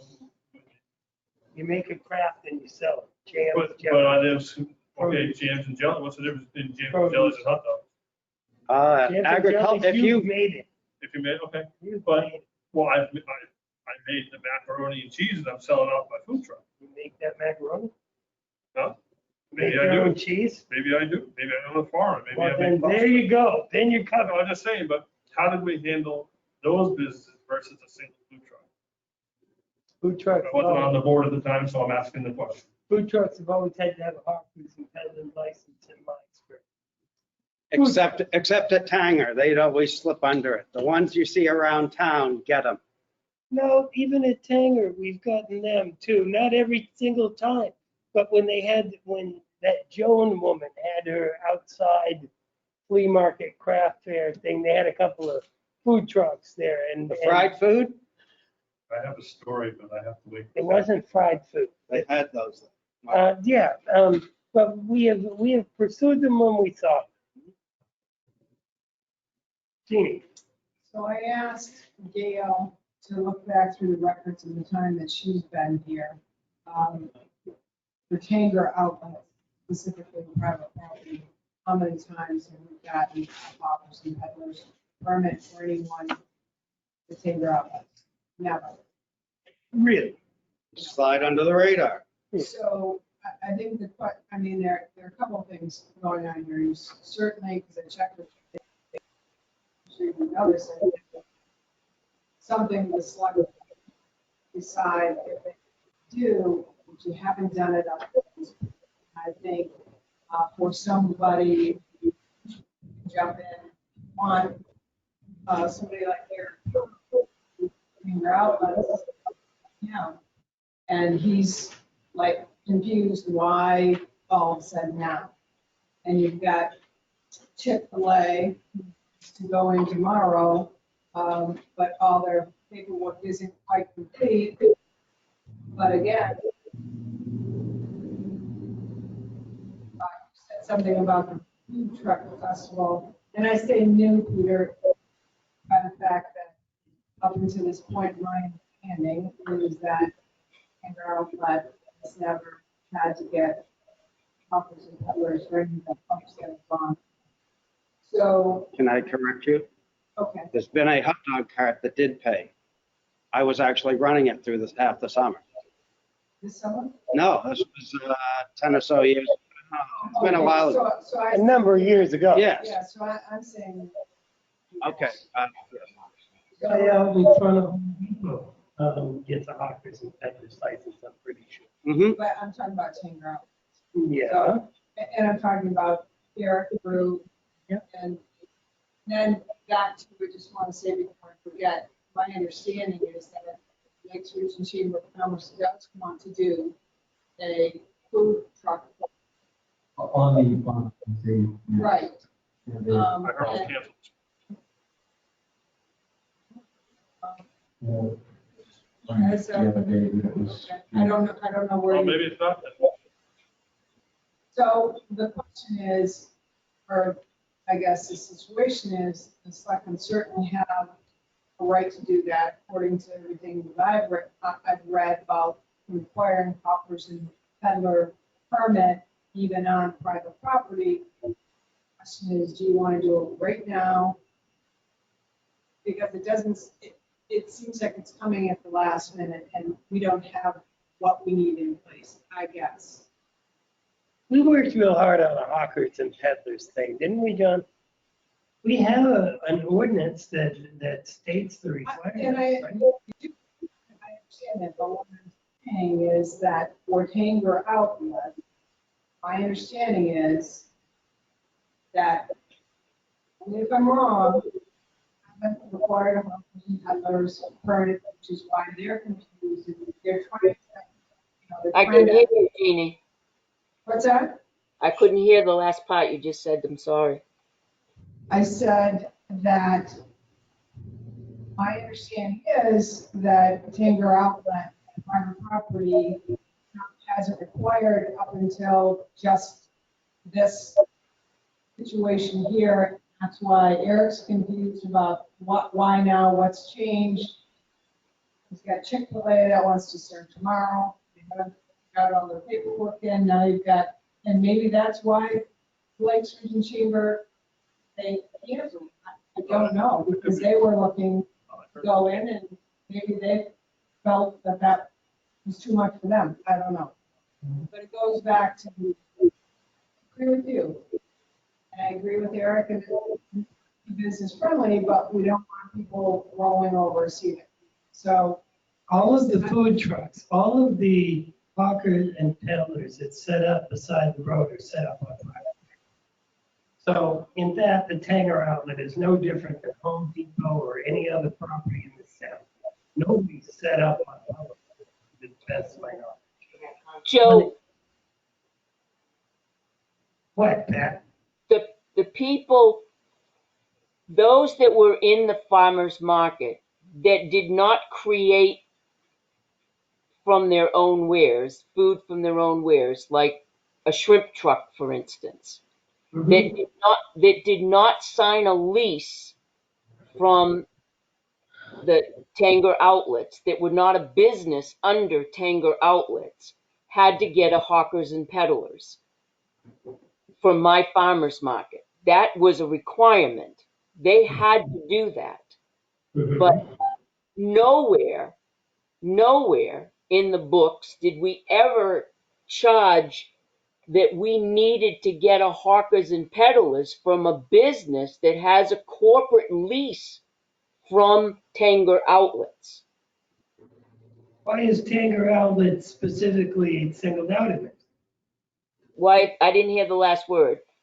Tanger Outlet specifically given a pass here when the guy at Home Depot has to get a hawkers and peddlers. Because corporate Chick-fil-A has given them exclusive rights to their outlets. So they have a business under the Tanger, not only Tanger, New Hampshire, Tanger, North Carolina, Tanger, wherever the Tangers are. They're in their businesses. They have a Tanger for so many years. They have that lease permit. And one of the issues in the hawkers and peddlers that they didn't have, they asked for a notary, a signed notary from Eric Prue saying he has permission to be on the lot, yet he has a signed leased contract in part of that hawkers and peddlers, so it was redundant. I mean, that's part of the incompletion of the hawkers and peddlers license. So is that Chick-fil-A truck subject to state food inspections? Yes, they are. Yes, they are. That in addition to, because they're a food, even if Eric had a restaurant it would be the same as if he had a restaurant within Tanger Outlets. They would be subject to the food and licensing of the state that they're in. Tanger Outlets. He has a couple of restaurants in Tanger Outlet, but those are brick and mortar. So Joe, Yes, they don't always have to be. Joe, I suggest we pass that $75 a month, instead apply our tax rate to the value of that food truck, because that's probably worth what, 60, 80, 100 grand? I think we should content. That way they don't need a hawkers and Yeah. peddler. We'll tax them no That just different makes it than, sound like But Tanger Outlet is already taxed on that space that we're trying to. a parking. Tanger Outlet is being taxed on the space that we're asking them to put a hawkers and peddlers license on. Now they're bringing in a, Can I have the Coke? what happened to the email from Gail on Wednesday that said they had submitted everything? I looked at everything. It was something better. It wasn't, in my opinion, wasn't complete. I looked at some things that thought more work needed to be there before it got put in place. John? Is it a problem that Chick-fil-A can't afford $75 a month? Yep. To fulfill what? No. To go and have a place in there, and they're leasing a space, is this zoned to have a restaurant set up with outside seating? It's not zoned for that. It doesn't, in their site plans, they don't have that, so they're a temporary offer and peddler. That's what seems to me. They have no issue, as far as I understand, of meeting the requirements. I can't hear you, Jeannie. You're all muffled. Sorry. Can you hear me now? Can you hear me now? Yes. My understanding is Chick-fil-A has no issue with filling out hawkers and peddlers permit. They have no issue paying the amount. They want to do their first event tomorrow, and all their paperwork is not in place. And that's where we're at. And it is because I think there was confusion at the outset from Tanger Outlet Eric Prue that it wasn't necessary because it never was. Bottom line is it's going to start. I think all the paperwork's going to be fine, but I did not believe you should sign anything until it's complete. And so really the question is right now is they have no problem doing it, but they'd like to start tomorrow, but the paperwork is incomplete. So will you let them start tomorrow? I'll make a motion that we allow Chick-fil-A to start tomorrow, based that they will be completing. just for the complications. For what? Second, Okay. is there any further discussion? Pat? So you're still requiring them to do a hawkers and peddlers?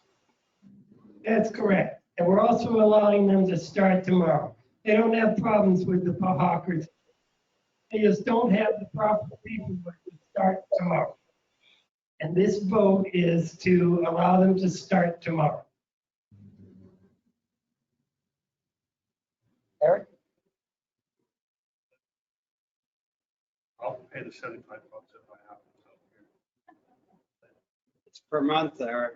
Fine. Tim, take $75 out of my stipend every month. Put it towards. You really like Chick-fil-A, huh? I could care less about Chick-fil-A. We are, this is a business that is researching this area to see if they're viable in this area. I think we should encourage. And we are. Then why don't we get rid of hawkers and peddlers altogether? All right, that's not the issue here. Is there any further discussion on the motion? Hearing none, roll call vote, Constantino.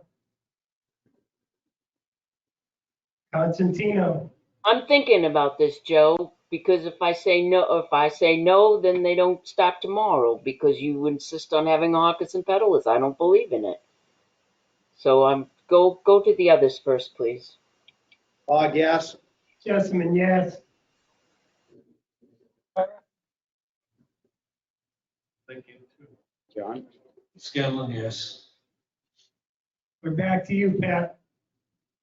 You can vote present. I already got 3 yeses. No. Eric?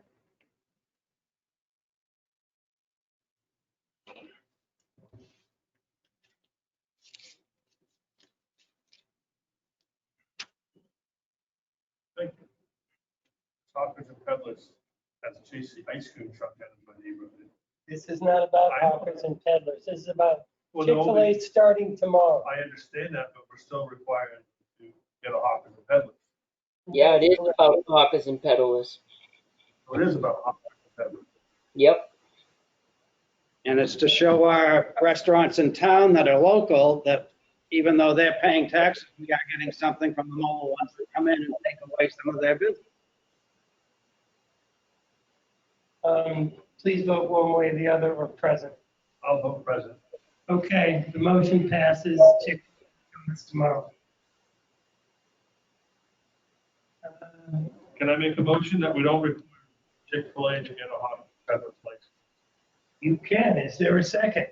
Second. Is there any discussion? There is no discussion. Constantino? Yes. Bob? No. Jessamine, no. Yes. Scanlon? No. The motion fails.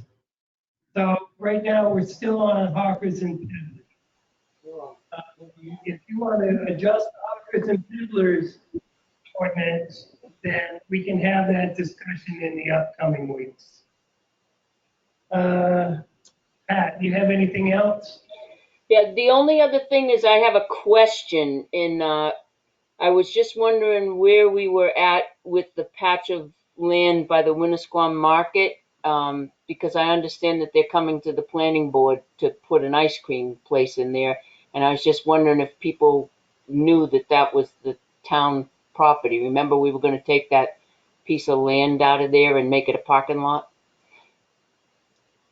Which piece of are you talking You about? know, where the motorcycle place was, next to Winnisquam Market, Yeah, where the telephone pole is? yeah, there's a parking lot there. Right, well, they're coming to the planning board to change that to an ice cream stand. So I just want to make sure that Yeah, the town, that Leanne knows and other important people know that that front grass that's attached to that building that they're going to turn into an ice cream stand is town property. Okay, well, we'll have to get that information to land use. Maybe before the. You know what I'm Hold on. trying to articulate? Hold on, Pat, Derek is. Can you draw or point that out maybe to me? Because when they came to the planning board, there was no mention of town property. Right, to the right of to the right of Winnisquam Market, when you're looking at it, there's a small, it used to be the old post office. They turned it into a little motorcycle shop. Well, in front of it is a piece of land, a little tiny, like 2 parking spaces that jet out with a telephone pole there. And it was in our plan when we repaved all of that we were going to take that little jet out and repave it once we got the telephone pole moved. We had Chip Kraus go in and survey all of that, and that land is ours. And I just want to make sure that once they, Winnisquam Market purchased that other piece of property that's in back of there, the old post office. I just want to make sure that they delineate that to knowing that it's the town property. Because right now, when you look at it, it's all lawn and it looks like it's all one piece of property. Yeah. You got that, Eric? I'm looking at it on Google Maps. Yeah, I will make sure to make a note of that for planning. John? Okay. You all set? Okay. And I was just gonna say, early on last year, I had a conversation with the folks who own Winnisquam Market, and they were aware that that's town property. Because there was a discussion, I think Joyce was working on it about getting the telephone pole moved. So, Technically, their parking spaces in front of their store are mostly town property. So in keeping with that subject, my understanding is that ice cream place that they're putting in there is going to be portable. So now, knowing that what we just decided on with the Tanger incident with Chick-fil-A, are we going to require Winnisquam Market to have a hawkers and peddlers? Have to see what site plan brings. If they're putting in an ice cream truck, then that's a hawkers and peddlers, I think. But we'll have to discuss that down the road. They're doing a site, which indicates to me that it's going to be permanent. But we'll see. Yeah, I know you don't agree, Pat, but this is not something that's going to be decided tonight. Do you have anything else to bring before us? No, I'm all set, Joe. Thanks. Thank you. Peter? I think it's late enough, Joe. I'm going to pass. Selectman Fogg passes. Thank you very much. Next thing up is the town administrator's report. okay, so if you could go back to the Tanger outlets for a minute, I was gonna just pass on this, but not knowing really what the answer is, we had gotten an email from Carmen Gifford, president of the Lakes Regional Chamber of Commerce, asking whether their annual food truck festival event, which they're expecting 9 trucks, can they get a hawkers and peddlers license for their event at Tanger Outlet on August 12th from 12 to 5? Can the chamber pull 1 hawkers and peddlers license that will cover all these folks, or do they need to get individual hawkers and peddlers licenses? So if all the trucks need a license, I think this is what I think they're talking about the chamber, they would not financially be able to pull the event. Would the selectmen make an exception and let the chamber pull 1 hawkers and peddlers license that would cover all the trucks? It appears to be not. So I don't know if they're canceled or not, but I'm gonna go under the assumption that they haven't canceled. You yet. haven't heard, then it's still on as far as you know. Yeah, I remember when we made the hawkers and peddlers licensing right there. And one of the reasons was just to keep businesses from unfairly competing with the brick and mortar stores, where they would come in and set up a business without any type of investment into it, and the takeaway business from the across the street store and that. So we talked about different ways of doing it. And the other thing was is hawkers and peddlers, because we've had people who are coming through town and knocking on doors selling encyclopedias or whatever they were selling at the different times, books and that. People couldn't identify them, but you couldn't tell them that they couldn't do it because they didn't have any type of ID that would register them. In the past, we've had a bunch of fairs and things like that where we've allowed a one-day event thing, specialty event, just like at the Highlands or something when they had Roof Fest or something like that, and people set up little tables, sold things in downtown without requiring everybody to have a hawkers and peddlers because it's an event. And that's the difference. It's a one-time thing and not there to actually compete with a regular crowd. They're just to celebrate something. And that's where my thoughts are. Something like this is not covered by that. Doesn't interfere with what we're doing or what we have ever done. Peter? Is this a fundraising event, Jeannie? Annual food truck festival. It sounds like they're doing, I don't know. Yeah, it doesn't say. If it was fundraising, I'd be more apt to. If it's not, I don't know. The Chamber of Commerce food truck event is a promotional event to get the food trucks out there. Especially this year, a lot of these food trucks go from fair to fair and event to event, and they're all canceled. So there's huge investments in some of these food trucks. It's not a fly-by-night thing, and I love where's the food hot dog cart. That's in the same category, but that's a hot dog cart. And these are $100,000 and more rolling restaurants. I have wasted an inordinate amount of my life on hawkers and peddlers. Hours and hours and listening to hawkers and peddlers. I'm tired.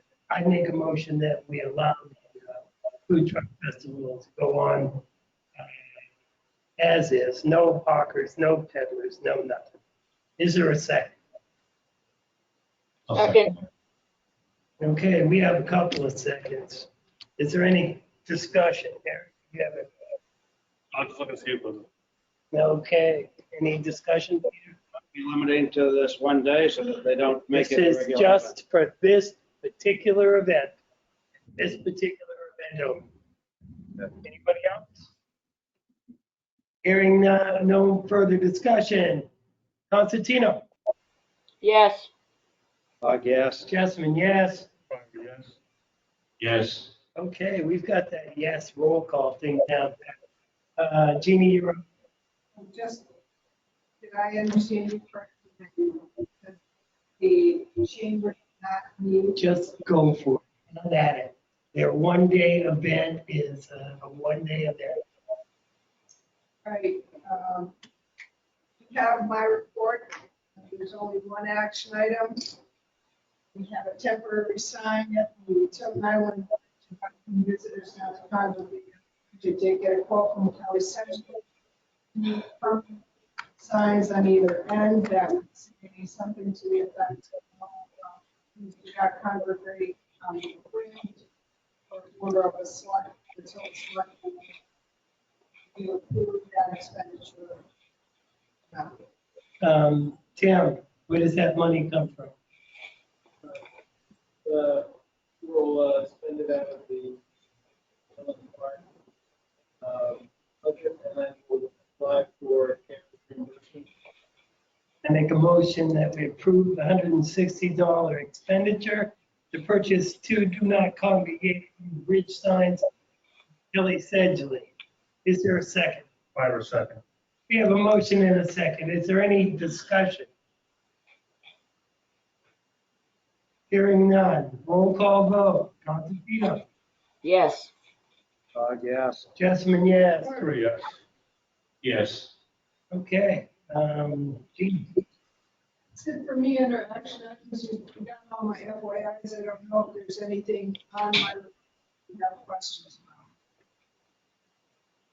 about. That I haven't. I talked with somebody, I do have one, Tilton Senior Center reopening. CAP won't be offering services until August. Correct. At the earliest. Correct. Why does that preclude us from having, say, a socially distant music night on Wednesdays? You have to ask Pat that. It doesn't. It's up to the board. It's just that we're not opening it up during the day because 99% of our programs are run by CAP and the meals are run by CAP. So that's why the senior center's not opening up. We don't want to give the impression to the seniors that it's open and then they come and there's nothing. Okay, Eric? Actually, it's more related to town hall. So.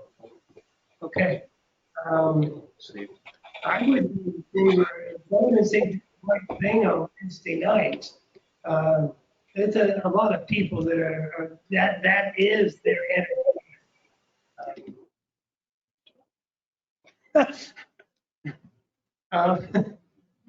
Is he on?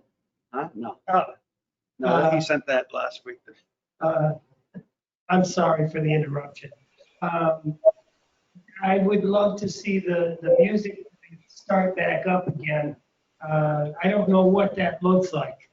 There's like sometimes 25 or 30 musicians, and it couldn't be in the same form that it was prior to the shutdown, certainly.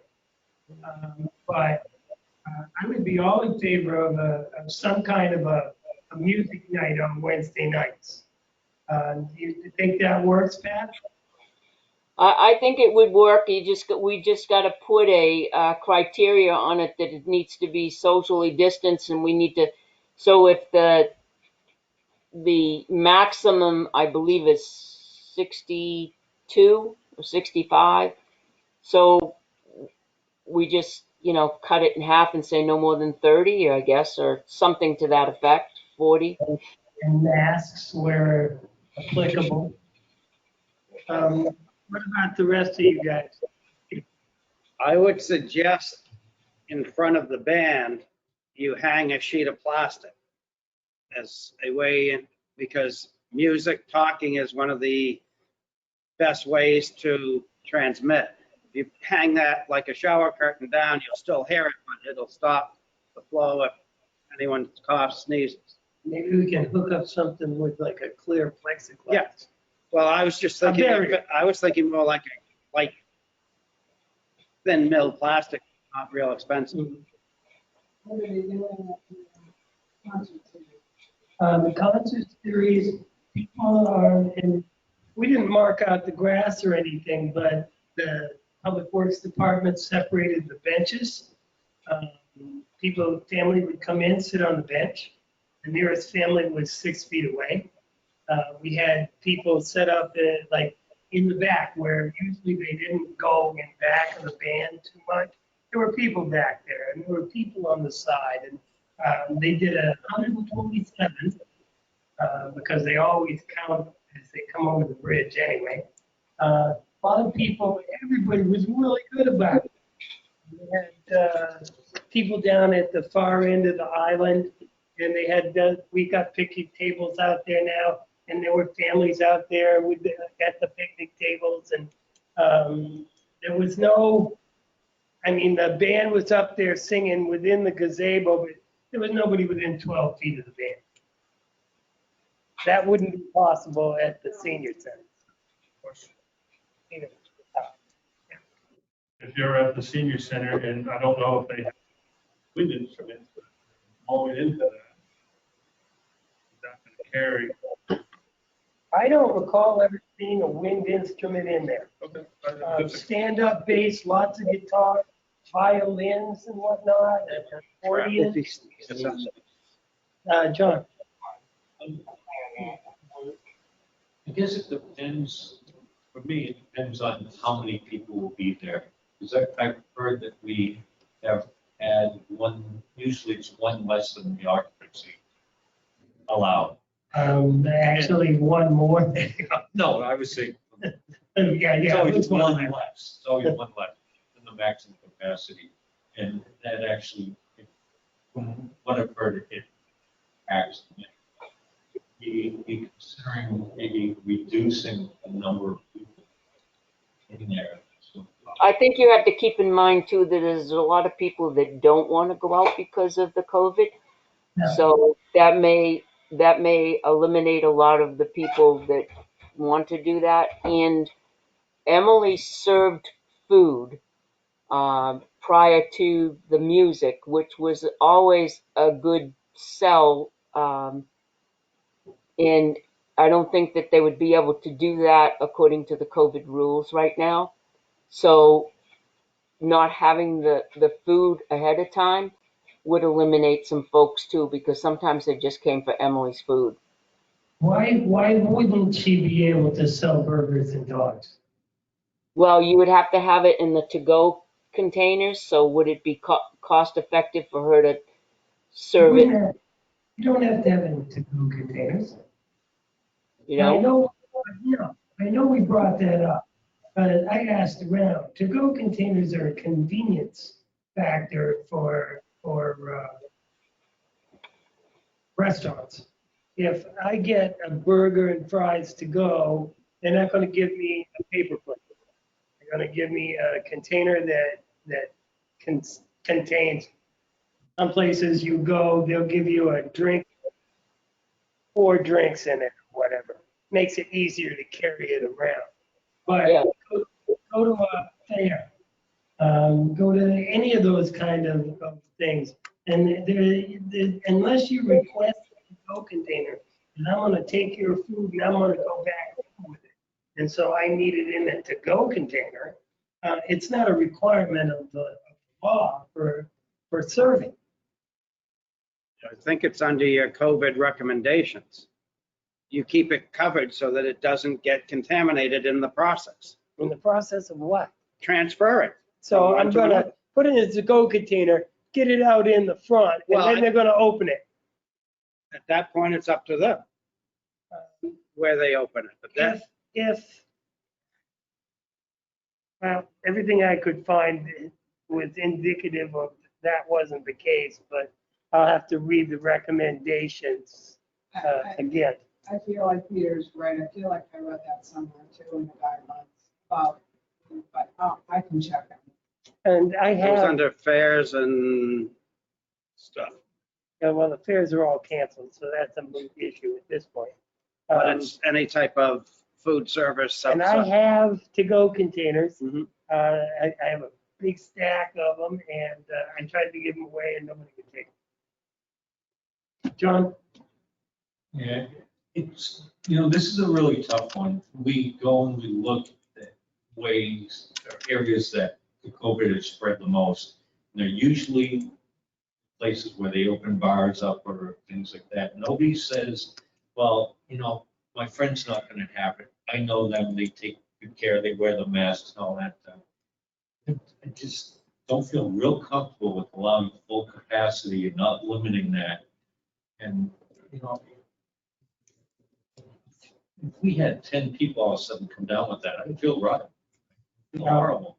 That would be It devastating. might just be, a month or two. But New Hampshire's doing really well keeping this low, because everybody's taking all these extra precautions. Okay, I could only do it under a limited number of people. well, that would certainly be a prerequisite. They'd have to come up with a plan that we could approve. I'm just talking about the general idea of having concerts on Wednesday nights. Whether that includes food or whatever, it would certainly be a reduced capacity in the building. It would have to be, because there's no way you could get anywhere near 6 feet apart in that building unless you had like, if you had 10 musicians, you might be able to have 15 or 20 out in the audience, maybe. I don't know that for a fact. Sanitizing the area after, because we talk about town hall after meetings. That and the ultra low volume sprayer would have to be, in my mind anyway, a part of that. Would have to be disinfected afterward. And I'm sure that that would be a cap requirement to disinfecting things. Okay? I'm waiting for this topic. To go get over it. No, I have another topic, but Oh, nice. Well, Pat, are you still on the phone? I had to call in. I got dumped the service down. But Okay. what did you decide? What did you decide? I think we're gonna punt, if you guys can come up with a reduced volume plan, something that looks safe, then we would certainly discuss it. So if you talk with your people over there, it would have to be safety first, and masks, and the ultra low volume sprayer so we could disinfect, and maybe food's not a part of it, not to start with. But talk to the people over there and see what kind of interest there are. Hey, maybe the musicians don't want to go. It might be just that simple. The people don't want to show up. So you might talk it around and see what happens. Right. Hey, I got a quick question and unrelated to that, but related to the senior center, which I forgot to bring up. Okay. Well, Eric is next in the queue. Okay. So All right. you're Go at- ahead. That's fine. Yep, that's Eric? fine. are we supposed to decide today about reopening town hall? We're gonna wait until the sprayer came in. Okay, I thought we had it today because it was related to another question about an outside meeting happening in town hall.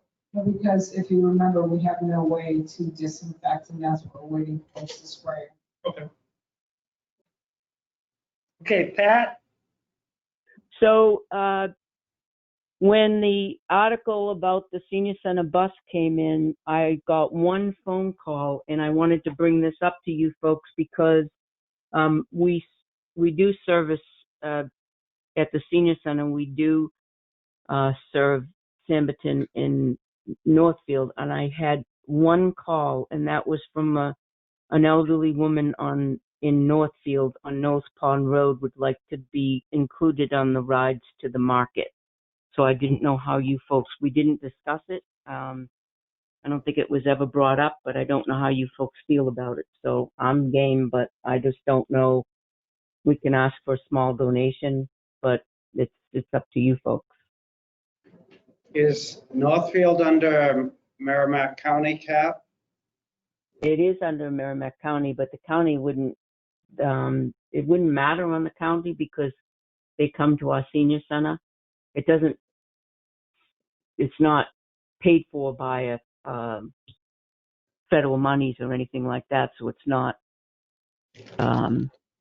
divided by that, Peter. I don't know what you're getting at as far as why it's in a different county.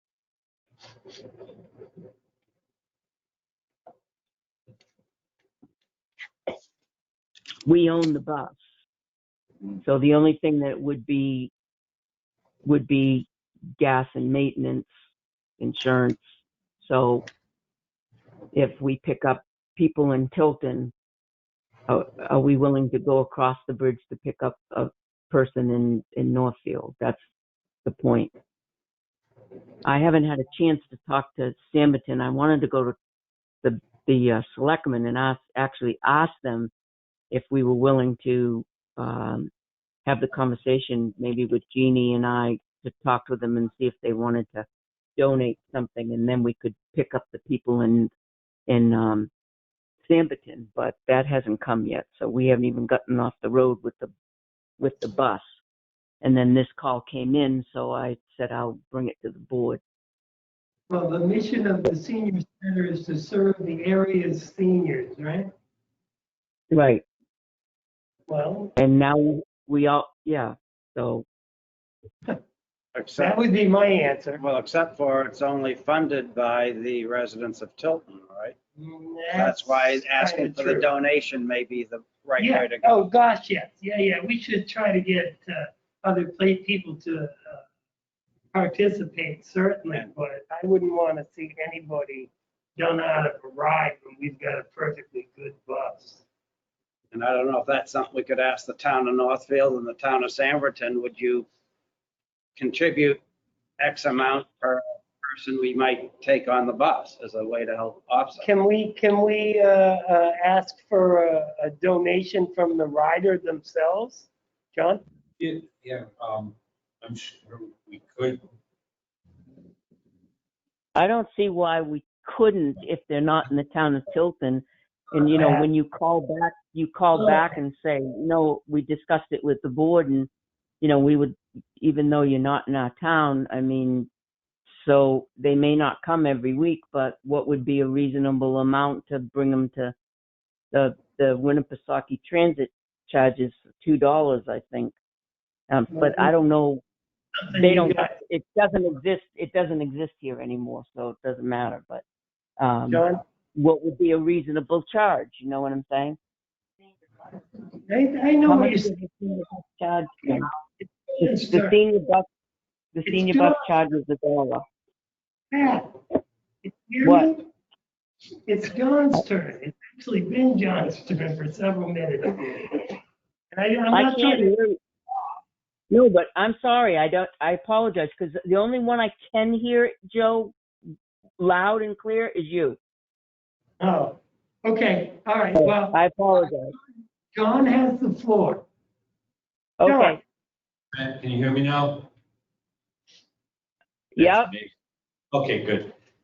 Yeah, so obviously it'd be nice to have somebody underwrite some, maybe get a little bit of money for it, but as outside agencies submit stuff to us, it would be nice for the senior center to submit something to Northfield for their budget to do that.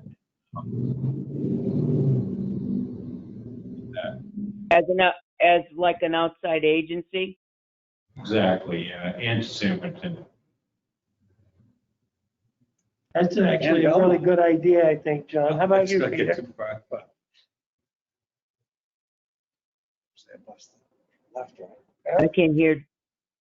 Actually, we're just mumbling now. I'm gonna be the bad guy. I'm against it.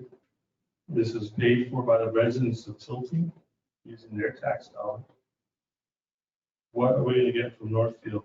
Then, as this bus grows in popularity, how are you gonna make a decision whether you pick up a Tilton resident or a Northfield resident? If this person all of a sudden is relying on us and then all of a sudden we can't go there, then I think we need to have something, I hate to say the word policy, but you need to have something that this benefits the people of Tilton. If you're gonna grow this in Right. Sanford and in the Northfield, how are we gonna pay for it? Because why should my tax dollars go for fuel to pick up someone in Northfield or in Samberton? And I have a hard time spending my dollars to do that. And Unless they contributed. Unless they contributed, but again, Right. how do you draw the line? As this grows in popularity, if you're filling this bus with children, and what's this whole 10 or 12 people? You know, if you get 12 people from Tilton on there and the resident from another town is grown, okay, sorry, you know, even though you're paying for this bus, you can't ride it. I have a hard time with that. You run multiple runs if you have to. You work it in, you work the logistics up. You come up with a reasonable cost, and then you go to the two towns, and we'd like $2 per person per trip. Here's a budget. Go from there. Yeah, I think I definitely see where there would have to be some kind of participation. And I agree with Eric. When the taxpayers agreed to purchase this bus, there were questions about fuel and the runs and who would drive it and what have you. But traveling outside the area of Tilton, I think we have to have agreements in place for some kind of funding. If they want to participate in our bus, if we can, then I'm all for it. But there would have to be a policy to how does this work? And it can't be willy-nilly because it might work really good for the next few months, even the next year, but then how about 2 years from now? And maybe I know that the buses that they used to run, Winnisquam Transit, and they had the handicap bus that used to run. They didn't have enough ridership to keep it going, even with federal subsidies. So I'm thinking that maybe the whole issue really is semi-moot. I don't think we get so many participants from other towns. I mean, we can certainly go forward and ask and see if people want to become involved. But let's start with Tilton. How about starting with Tilton?